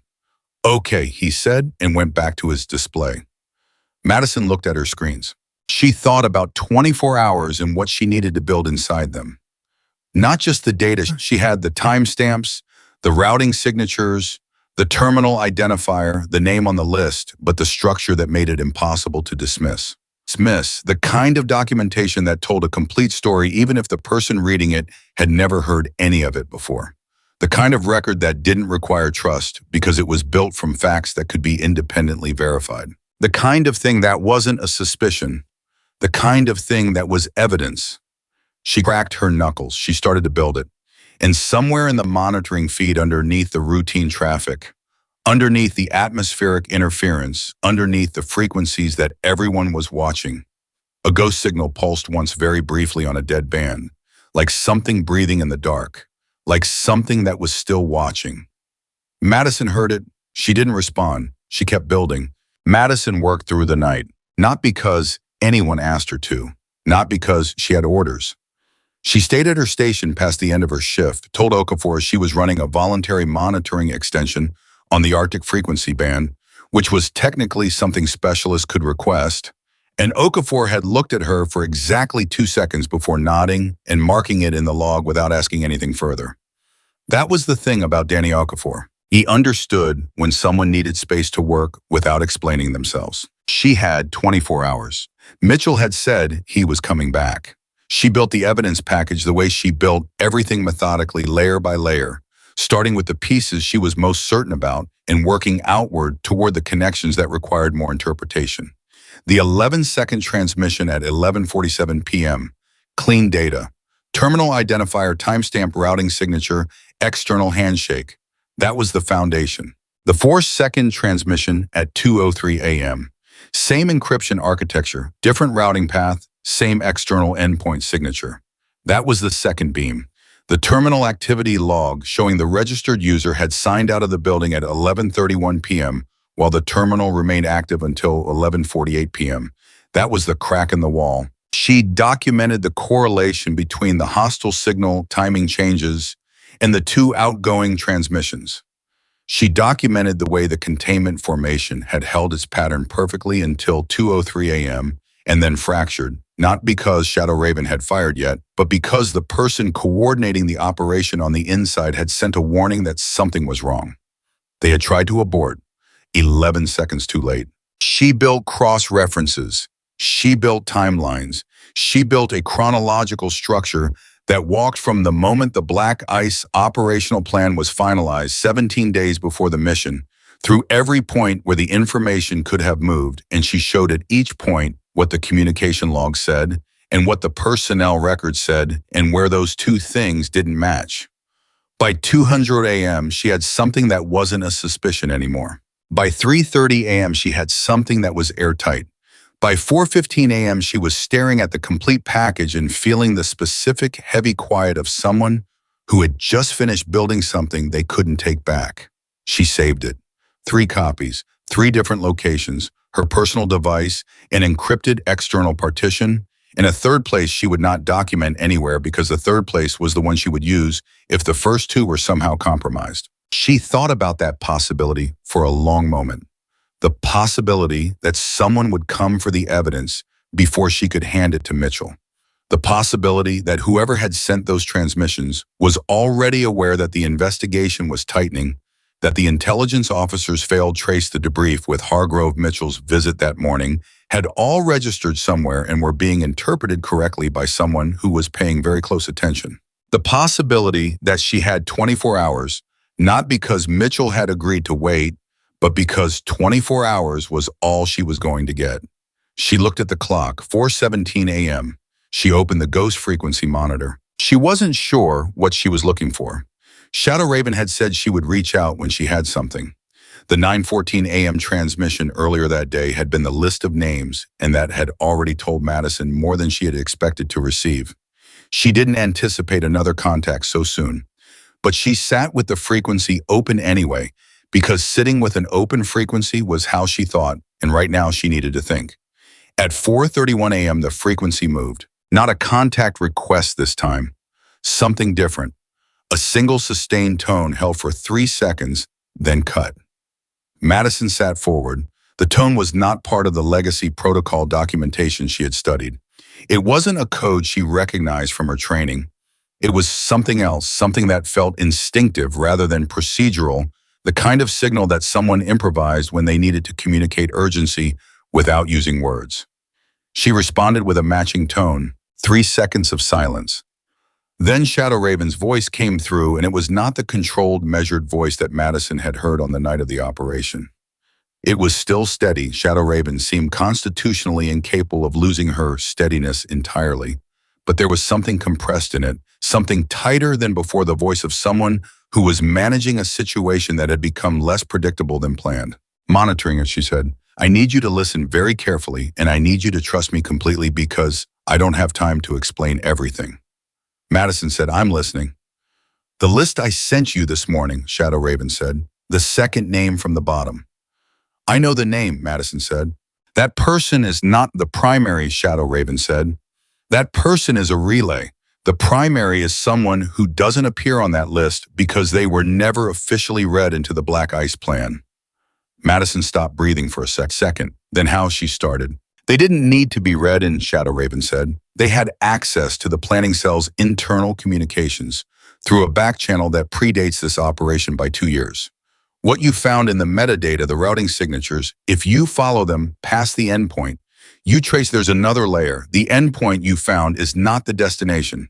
It's a relay." Madison looked at her screen. She thought about the routing architecture she had traced. She had followed it to the external endpoint and stopped there, because going further would have required tools she didn't have direct access to, and because what she already had was enough to make the case she needed to make. She had not followed it further. "How do you know this?" Madison asked. A pause. "Because I've been following it for longer than you have," Shadow Raven said. Madison sat very still. "How long?" she asked. 18 months, Shadow Raven said. The number landed in Madison's chest like something physical. 18 months. This was not something that had started with the Black Ice operation. This was not a single incident of compromised information. This was an established, functional, long-running channel that had been moving information out of special operations planning cells for a year and a half. How many operations? Madison asked, and she was almost afraid of the answer. That I can confirm, Shadow Raven said. 4. Black ice was the 5th, and it was the first one where the information moved fast enough that I could track it in real time. A pause. It was the first one where I was in position to do something about it. The other 4 operations, Madison said. Did they? 3 came out clean, Shadow Raven said. 1 didn't. The silence between them was very specific. How many people? Madison asked. Shadow Raven said a number. Madison closed her eyes for exactly 2 seconds. Then she opened them and she said, "Who is the primary?" "Someone in the intelligence community," Shadow Raven said. "Someone with enough institutional authority to move between oversight structures without triggering standard review. Someone who has been in a position to know which operations were being planned before they were formally logged." Madison thought about the intelligence officer who had arrived in the operations center 40 minutes after Hargrove, who had been already working on the trace, who had stopped at her station and said, "Good work tonight," in a completely ordinary voice. "I have a name," Madison said. "Don't say it on this frequency," Shadow Raven said immediately. Madison stopped. "The frequency is as secure as I can make it," she said. "I know," Shadow Raven said, "but secure enough is not the same as secure. What you have, the evidence package you've been building tonight, do you have it documented in a way that doesn't require this frequency to validate?" "Yes," Madison said. "Good," Shadow Raven said, "because at approximately 6:00 a.m. this morning, someone submitted a request through internal channels to review the communication monitoring logs from the night of the Black Ice operation. All of them, including secondary monitoring records and atmospheric analysis data." Madison looked at her personal storage device sitting beside her keyboard. "Who submitted the request?" she asked. "The request was attributed to the Operational Review Committee," Shadow Raven said.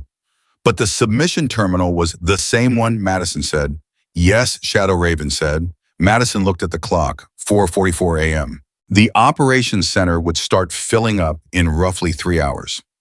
The log access request, if processed at standard administrative speed, would be reviewed and likely approved sometime in the mid-morning, which meant that by 10:00 a.m. or 11:00 a.m., whoever had submitted it would have access to the full secondary monitoring record, which would show the atmospheric panel configuration, which would show the frequency monitoring parameters Madison had been running, which would not by itself prove anything specific, but would tell someone who was paying very close attention exactly what Madison had been looking for and where she had been looking, which was enough. "They're closing the window," Madison said. "Yes," Shadow Raven said, "which means Mitchell needs the package before that request is processed, not in 24 hours. Now." Madison sat back in her chair. She looked at the evidence package on her screen. Complete, documented, cross-referenced, everything she had spent the last 7 hours building. She looked at the clock. She thought about Mitchell, who was presumably somewhere on this base or nearby sleeping, waiting for her 24-hour window to close.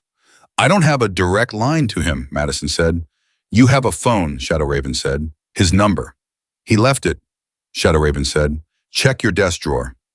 Madison stopped. She looked at the drawer on the left side of her station. She hadn't opened it in 2 days. She opened it now. Under a pen, a worn frequency reference card and a sticky note from 3 weeks ago. Reminding herself to recalibrate the atmospheric sensors, there was a small folded piece of paper. She unfolded it. A phone number, no name, written in the deliberate, slightly angled handwriting of someone who had learned to write clearly in difficult conditions. Mitchell had left it when he walked out of the conference room. She hadn't seen him put it there. "How did you know about this?" Madison asked. A pause. "I've been watching out for this team for a long time," Shadow Raven said simply. "Call him, tell him the window is closing, tell him you need to meet in the next 2 hours. "And then what?" Madison asked. "And then you hand him the package and you let it go," Shadow Raven said. "You've done your part. The evidence goes to the right people through the right structure. What happens after that is not yours to carry." Madison looked at this folded paper. "You're telling me to trust the system," she said, "after everything." "I'm telling you to trust Mitchell," Shadow Raven said. "There's a difference. The system has a leak. Mitchell doesn't." Madison thought about sitting across the table from Ryan Mitchell and the way he had looked at her, not like she was a specialist, not like she was a radio girl, but like she was someone who had done something real and he needed to understand it. She thought about the number in her hand. Shadow Raven, she said. After I hand this off, what are you going to do? A pause that felt longer than the others. What I've been doing, Shadow Raven said. Watching, waiting, being somewhere that nobody is looking. For how long? Madison asked. As long as it takes, Shadow Raven said. That's not an answer. It's the only one I have, Shadow Raven said. Make the call, specialist. You are running out of time. The frequency went quiet. Not closed, Madison could tell from the monitoring display that it was still live, still open but quiet in the way it went quiet when Shadow Raven had said everything she was going to say and was now simply listening. Madison picked up the paper. She picked up her personal phone, not the base landline, not any system that ran through the operations center infrastructure, and she dialed the number. It rang twice. Mitchell answered on the second ring, and his voice was the voice of someone who had not been sleeping. Cole, he said, not a question. How did you know it was me, she asked. Because the only person who has this number who would call it at 4:48 in the morning is you, he said. What happened? The window is closing, she said. I have what you need, and I need to get it to you before 10:40 a.m. A pause, brief. Where, he asked. She told him. The meeting point was a small administrative building on the eastern edge of the base, a facility used for routine equipment processing that was staffed only during day shifts and sat empty at this hour. Madison had used it twice before for voluntary monitoring work that required isolated space. She knew the access schedule. She knew it would be empty until 7:30 a.m. She had 90 minutes. She transferred the evidence package to her personal device, locked the partition on the base system that held her copies, and stood up from her station. Okafor was across the room with his back to her headset on running his rotation. She walked out. The walk took 8 minutes. Mitchell was already there when she arrived. I was standing with his back against the wall and his arms crossed, and his expression was the expression of a man who had been running threat assessments in his head for the last 6 minutes since her phone call. When he saw her, he straightened up and looked at her face and apparently found something in it that told him what kind of meeting this was going to be, because he said nothing, just held the door and let her in. They stood in the empty facility in the half-dark, neither of them sitting. Madison handed him the device. It's all there, she said. 2 transmission events, terminal identifiers, routing signatures, a correlation map between the hostile signal timing and the outbound transmissions. Everything is cross-referenced and documented with source data that can be independently verified. Mitchell looked at the device. He looked at her. Is there a primary name, he asked. There's a strong circumstantial indicator, she said carefully. Not a confirmed name, but the routing signatures point in a specific direction, and someone with the right forensic tools should be able to follow them further than I could. How much further did you get than the official investigation? Mitchell asked. The official investigation hasn't looked at the metadata, she said. They've been focused on content, trying to trace what information moved, not when, or how, or from where inside the building. The metadata is where the answer is. So Mitchell was quiet for a moment. This is going to be a problem, he said. Not to her specifically, just said. I know, she said. The person this points toward, he said carefully.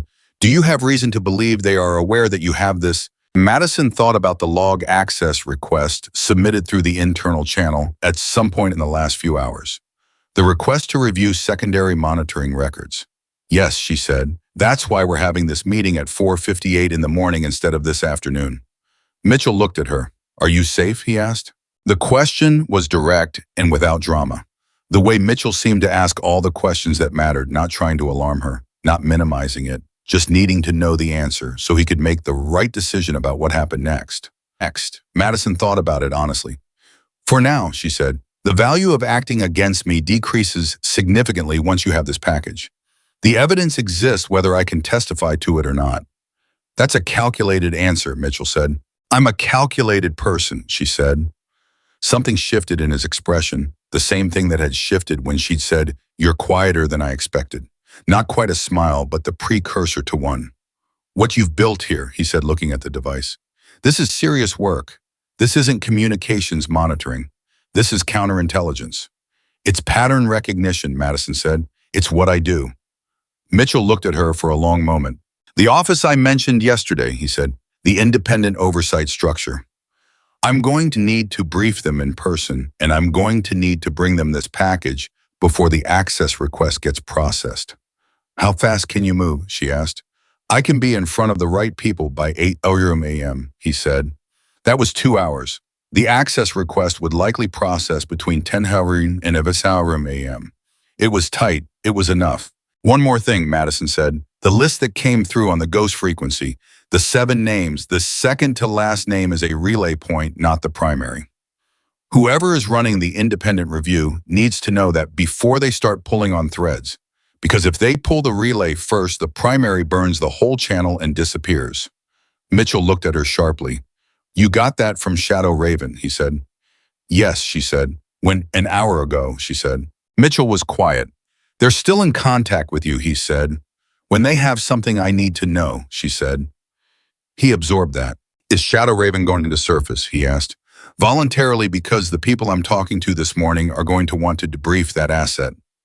The shot on the ridge, the intelligence, gathered over 18 months. Whoever this is, they've been running an independent operation inside our own operational area without authorization, and the oversight office is going to want answers. Madison thought about what Shadow Raven had said. Watching, waiting, being somewhere nobody is looking. I don't think that's a decision I can make for her, Madison said. Mitchell caught the pronoun immediately. His expression shifted slightly. Her, he said. That's all I know, Madison said. He nodded once slowly in the way of someone filing something precisely and completely away. Okay, he said. I'm going to go make some calls. He held up the device. I'll have this in front of the right people in 2 hours. After that, he paused. After that, it's going to get loud. There's going to be an investigation. Real this time, not the kind that runs through the chain that's already compromised. You're going to be called to give testimony probably multiple times, and some of those conversations are going to be uncomfortable. I know, Madison said. And your career, he said carefully. The protocol violations, the unauthorized contact with the team, the ghost frequency communication, the independent analysis outside your authorized scope. I can't promise that the people who need to focus on the bigger picture are going to make those concerns disappear. I didn't do what I did because I thought it would be consequence-free, Madison said. Mitchell looked at her. No, he said, you didn't. He looked at the device one more time, then put it in his jacket pocket. You did it because it was right. I did it because 12 people were going to die if I didn't, Madison said. The rightness of it was incidental. He almost laughed. She could see it, the quick compression of something in his face that was definitely a laugh suppressed at the last moment. I'm going to remember that line, he said. He moved toward the door. Then he stopped. Without turning around, he said, the official record from the night of the operation, it says 12 operators survived because of unexpected environmental conditions. I know, Madison said. That's not what happened, he said. No, she said, it's not. He turned slightly. My operators know something happened that night that the record doesn't account for, he said. They don't know what, they don't know who, but they're not stupid and they're not ungrateful. And whatever the official record says, I want you to know that the people who were on that mountain know the truth even if they can't say it out loud. Madison looked at him. That's enough, she said quietly. Is it? He asked. She thought about it for a real moment. Yes, she said. It is. Mitchell left. Madison stood in the empty facility for a minute after the door closed in the specific quiet of a space where something important had just been handed off, and the air still held the shape of it. Then she walked back to her station. Okafor glanced up when she came in. Everything okay? He asked. Resolved a loose end, she said. He looked at her for half a second. Good, he said, and went back to his display. Madison sat down. She put on her headset. She opened her monitoring display. The atmospheric panel, the frequency scan, the standard rotation. She did her job. At 7:52 a.m., 8 minutes before the day, facility staff would start arriving at the building where she'd met Mitchell. She felt her phone vibrate in her pocket. A text, no name. The number she didn't recognize, but that she recognized. 2 words. It's done. Mitchell had made it. She put the phone back in her pocket. At 8:34 a.m., Colonel Hargrove walked into the operations center and looked at her from across the room with an expression that she couldn't quite read. Not anger, not satisfaction, something more complicated than either, and said, Specialist Cole, with me. She stood up, she followed him, and as she walked out of the operations center, she glanced once at her monitoring display, the atmospheric panel, the legacy frequency scan, the ghost band open and quiet. Nothing was moving on it. But she had learned a long time ago that silence was not the same as absence. She walked with Hargrove down the hall toward whatever came next. Hargrove walked fast. Madison had noticed that about him before, the way he moved through hallways with the specific velocity of someone who had decided where he was going and didn't want anything slowing him down. She kept pace without effort and said nothing because she had learned over the last 7 days that the space before Hargrove spoke was the kind of space you didn't fill with noise. He took her to a room she had never been in. Not the conference room where they had debriefed, not the operations center, a smaller room deeper in the administrative wing with no recording device on the table and no window and 2 chairs placed across from each other in a way that felt deliberately informal. Like whoever had set up the room had thought carefully about what kind of conversation they wanted to have and decided that everything official needed to be removed from it first. Hargrove closed the door. I didn't sit immediately. He stood with his hands in his pockets and looked at the wall for a moment, the way people look at something that isn't there when they are deciding how to say what they need to say. Then he turned and looked at her. The oversight office made contact at 7:05 this morning, he said. They have the package Mitchell brought them. They've been working on it for 90 minutes. He paused. They want you in front of a formal panel in 72 hours. Madison had been expecting something like this. She hadn't been expecting the timeline to be quite so immediate. 72 hours, she said. Yes, Hargrove said. That's how fast this is moving. What you built, what you documented, they described it to me as the most complete internal compromise evidence package they have received in 8 years of operating that office. He said it flatly without celebration, the way you say something that is true and large and slightly difficult to hold. 8 years specialist, and a communications tech at a monitoring station put it together in one night. Madison said nothing. There's going to be an arrest, Hargrove said. Not immediately, the panel needs to move carefully, but because the moment they act, anyone connected to the primary has to be simultaneously contained or they disappear. But within the next 72 hours before your panel testimony, there will be coordinated action. He looked at her steadily. I'm telling you this because you deserve to know that what you handed Mitchell this morning is already doing what it needs to do. Madison sat down in one of the chairs. Not because she felt weak, because something in her legs had decided, apparently unilaterally, that sitting was the appropriate response to being told that 7 days of carrying something alone had just become something that was being carried by people with the authority to act on it. Who is it? She asked. Hargrove shook his head.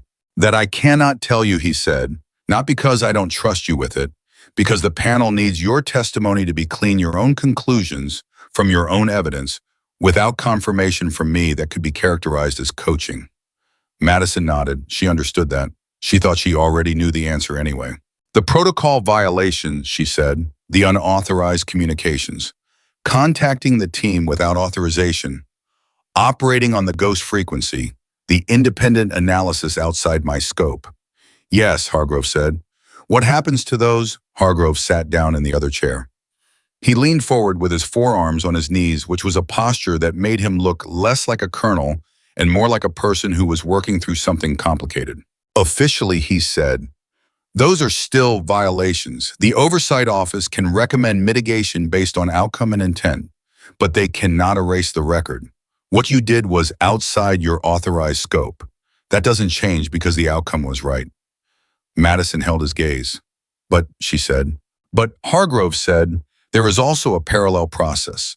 The same office that wants your testimony has submitted a recommendation, simultaneous with the investigation, to review your current assignment and assess your placement in a specialized intelligence role.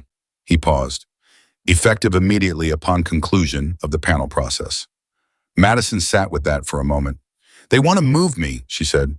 They want to use you, Hargrove said. There's a difference. He looked at her in the way he had started looking at her in the last 7 days, not as a subordinate, not as a problem, but as something more complicated that he was still figuring out how to categorize. What you demonstrated over the course of this operation is not something that can be trained into a person in any standard program.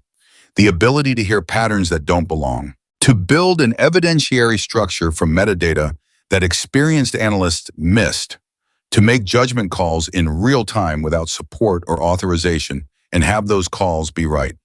He stopped. That's not a radio operator's skill set. That never was. Madison looked at her hands. She thought about 3 years in a cold room with a headset listening to frequencies that nobody else was paying attention to. She thought about the thousands of hours that had felt from the outside like nothing, just a young woman sitting behind a wall of screens doing a quiet job that didn't matter. She thought about what all of that listening had actually been. "What does the new role look like?" she asked.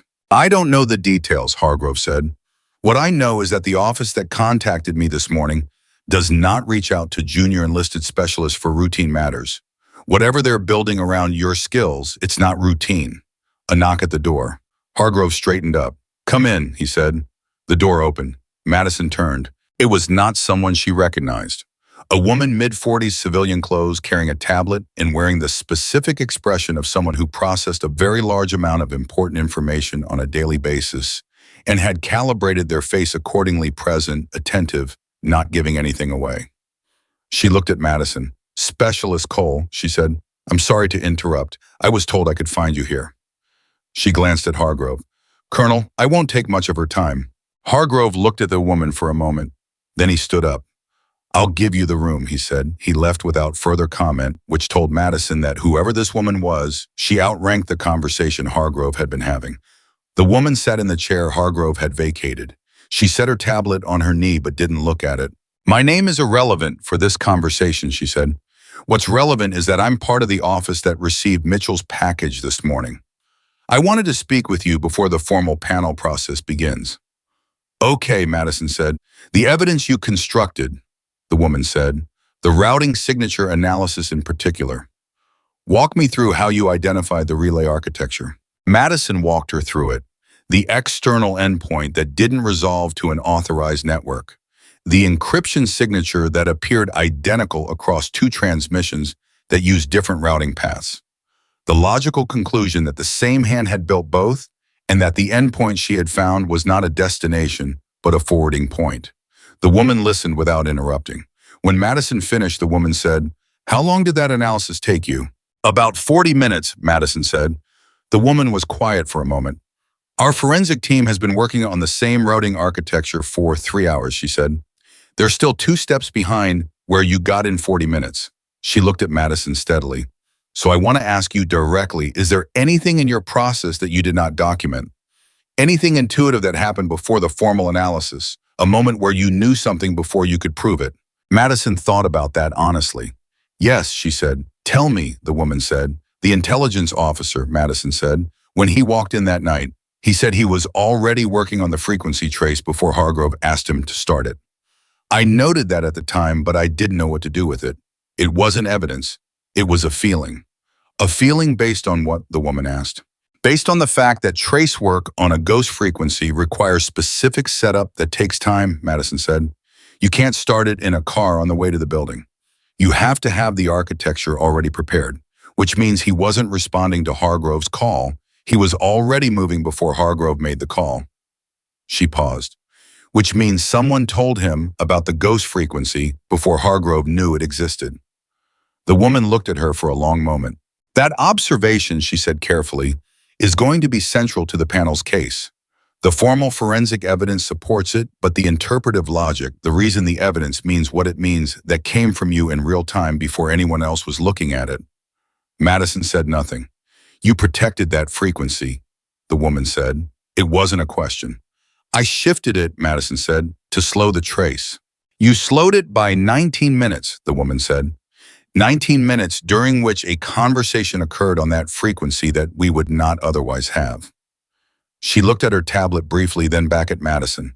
"We know what was transmitted. We know approximately what was said. I'm not going to ask you to confirm or deny the content of that conversation, because it's not relevant to the formal evidentiary record. But I want you to understand that we are aware of the source of the intelligence you received." Madison was very still. "Shadow Raven," she said. The woman's expression did not change. "We are aware of that designation," she said.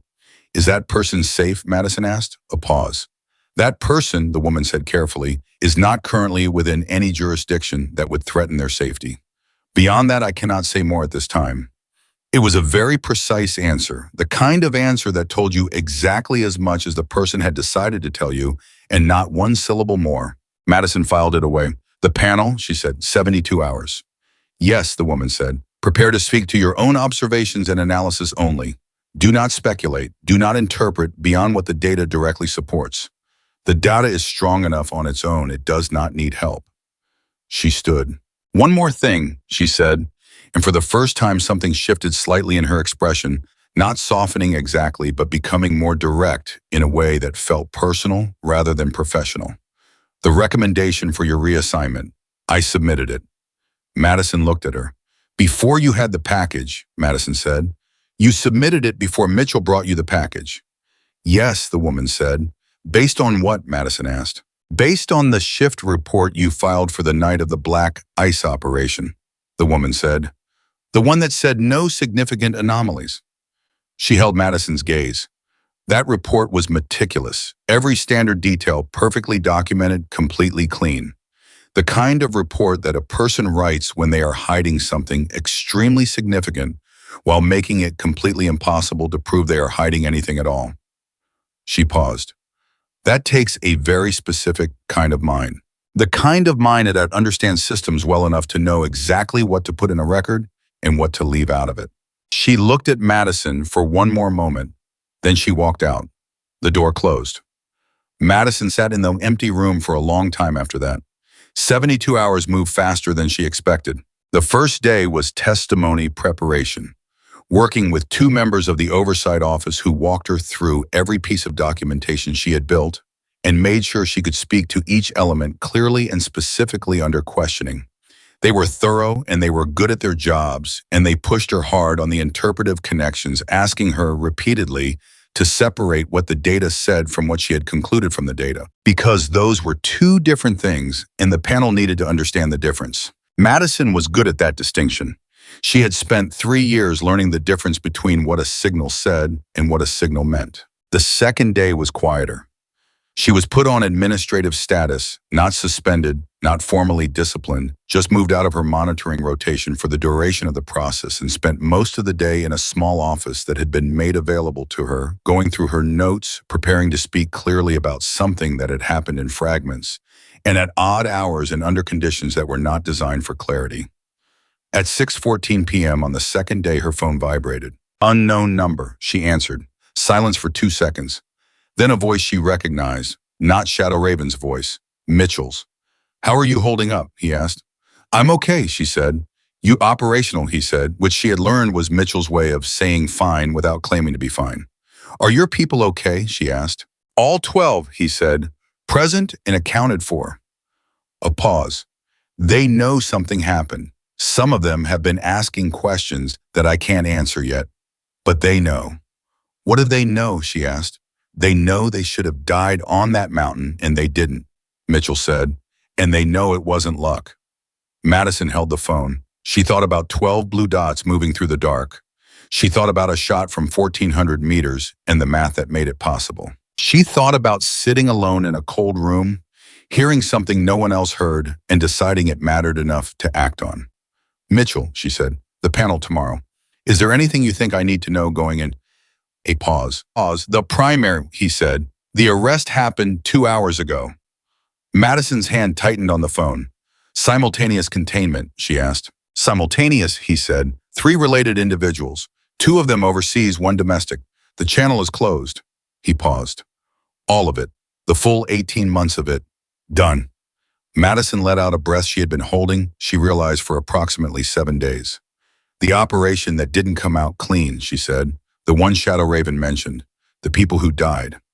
The Oversight Office is opening a full review, Mitchell said. Whatever justice looks like for that, it'll be pursued. Good, she said. A pause. There's something else, Mitchell said. His voice had changed slightly. Not heavier, more careful. The voice he used when he was approaching something that mattered and wanted to get the words right. The Oversight Office asked me to make a formal commendation submission, he said, for the Black Ice operation, actions taken by communications support personnel that directly contributed to the survival of the operational unit. Madison was quiet. "That's you," Mitchell said. "I understood that," she said. "The commendation goes into your service record," he said. "It doesn't become public. It doesn't appear in any news release or public-facing military communication. It's classified at the same level as the operation itself, but it exists permanently, and anyone with the clearance to read your file will see it." Madison thought about that. She thought about what it meant to do something real and have it exist somewhere as a documented fact, even if nobody outside a specific clearance level would ever know about it. She thought about something Shadow Raven had said on the ghost frequency in those last minutes before the trace locked. The person who saves the most lives is the one nobody notices. "Okay," Madison said. "That's it," Mitchell said. "Okay. What else would you like me to say?" she asked. "A beat." Then Mitchell made the sound that she had heard him suppress before, the compressed quiet laugh of someone who found something genuinely funny and was slightly surprised by it. "Nothing," he said. "Okay is right. Okay is exactly right." A pause. "Get some sleep before tomorrow." "You too," she said. He hung up. Madison set the phone down. She looked at the wall of the small office they had given her, which was blank and institutional and completely ordinary. And she sat with everything that had happened in the last 7 days and let it be real for a moment, in a way she hadn't allowed herself during any of the days she had been moving through it. 12 people alive, an 18-month intelligence compromise closed, 3 arrests, a review open for the people who hadn't made it. And somewhere on a mountain or in a wilderness or in some space that official records didn't acknowledge, a woman called Shadow Raven was watching something, waiting for something, being somewhere that nobody was looking. Safe. The woman from the oversight office had said not within any jurisdiction that would threaten their safety. Safe and still out there. Madison closed her eyes. She thought about the ghost frequency, the dead band that had come alive because she had been listening carefully enough to hear it. She thought about what Shadow Raven had said in those first seconds of contact. "I need to know if you're willing to trust what you know, even when everyone around you says you're wrong." She had been doing that her whole career. She just hadn't understood until 7 days ago that it was the most important thing she would ever do. The panel convened at 9:00 a.m. on the third day. 7 people across a table from Madison in a room that was more official than any room she had been in before in her life. Not large, but precise in the way that rooms where consequential decisions are made tend to be precise. Every element deliberate, the recording system clearly labeled and explained before the session began. Madison testified for 4 hours and 12 minutes. She spoke to every element of the evidence package, every timestamp, every routing signature, every correlation between the outgoing transmissions and the hostile signal timing changes. She was asked the same questions multiple times from different angles, which she understood was not about doubting her, but about building a record that was structurally complete from every direction. She did not speculate. She did not interpret beyond what the data supported. She separated what the signals said from what the signals meant every time cleanly. At one point, the senior panel member, a man whose name she had not been told and whose rank insignia she didn't recognize, but whose questions had the specific quality of someone who had been doing this for a very long time, leaned forward and asked her, "When you first identified the anomalous signals on the night of the operation and brought them to your duty officer, and your duty officer dismissed them, and you were directed to return to your station, what made you keep looking?" Madison thought about the question, not about what answer was expected, about what the actual answer was. "Because I knew what I heard," she said, "and knowing something and staying quiet about it are not compatible. Not for me. I tried staying quiet for about 4 seconds, and then I went back." The panel member looked at her. "You went back 3 times," he said, "to 2 different superior officers. You were dismissed each time." "Yes," she said. "And after the 3rd dismissal, you opened independent monitoring access that was outside your authorized scope and continued your own analysis." "Yes," she said. "Why, Mom?" he asked. Madison held his gaze. "Because the correct response to being told you're wrong about something you know is right," she said, "is not to stop. It's to find a way to prove it." The room was quiet. The panel member looked at her for a long moment. Then he nodded once and moved to the next question. The panel concluded at 1:17 p.m. Madison walked out of the room and stood in the hallway for a moment, and Danny Okafor was there. She didn't know how he knew to be there, But Okafor always seemed to know where to be leaning against the wall with 2 cups of coffee and an expression that asked nothing except whether she wanted one. She took the cup. They stood together in the hallway without speaking for a moment. Then Okafor said, "You good?" And this time Madison didn't answer immediately.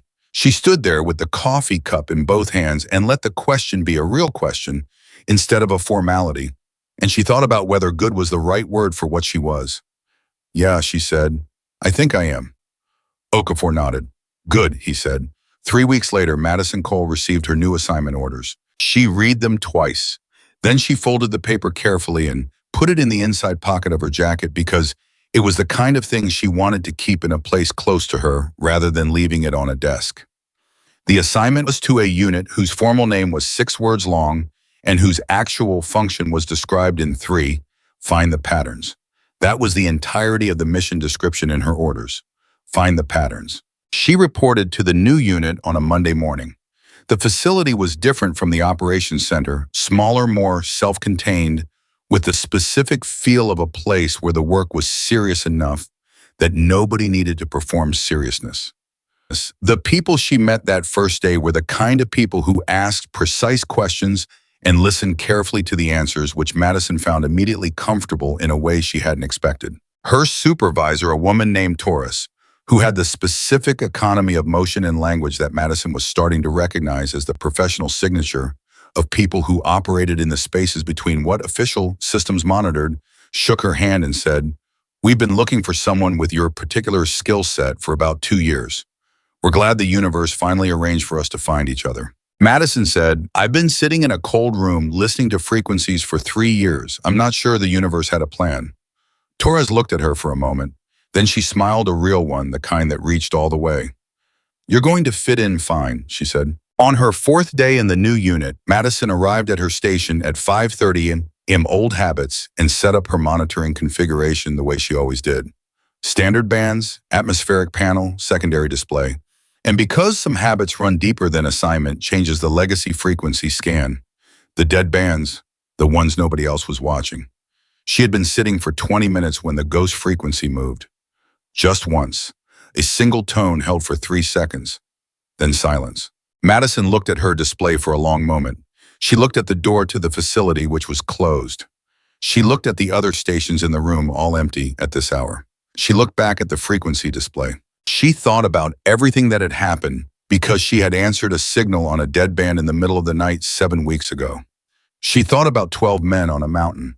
She thought about 18 months of compromised intelligence and the people who hadn't made it home from the operation she hadn't known about until Shadow Raven told her. She thought about 4 hours and 12 minutes of testimony and an arrest that had closed a channel that had been running for longer than anyone wanted to admit. She thought about a woman she had never seen who had trusted her with a shot from 1,400 meters in the dark, who was still out there in some space that official records didn't acknowledge, watching something, waiting for something. She thought about what it meant to hear something that mattered and have the courage to answer it. Madison Cole picked up the response key. She sent the tone back. 3 seconds, clean and steady. And she waited to hear what the silence was trying to tell her. Because that was what she did. She listened when no one else would. She answered when no one else dared. And in the end, in every room, on every frequency, in every moment, when the pattern emerged from the noise, and the world needed someone to hear it, the girl they had called only the radio girl turned out to be the most dangerous thing in the building. Not because she carried a weapon, because she never stopped listening.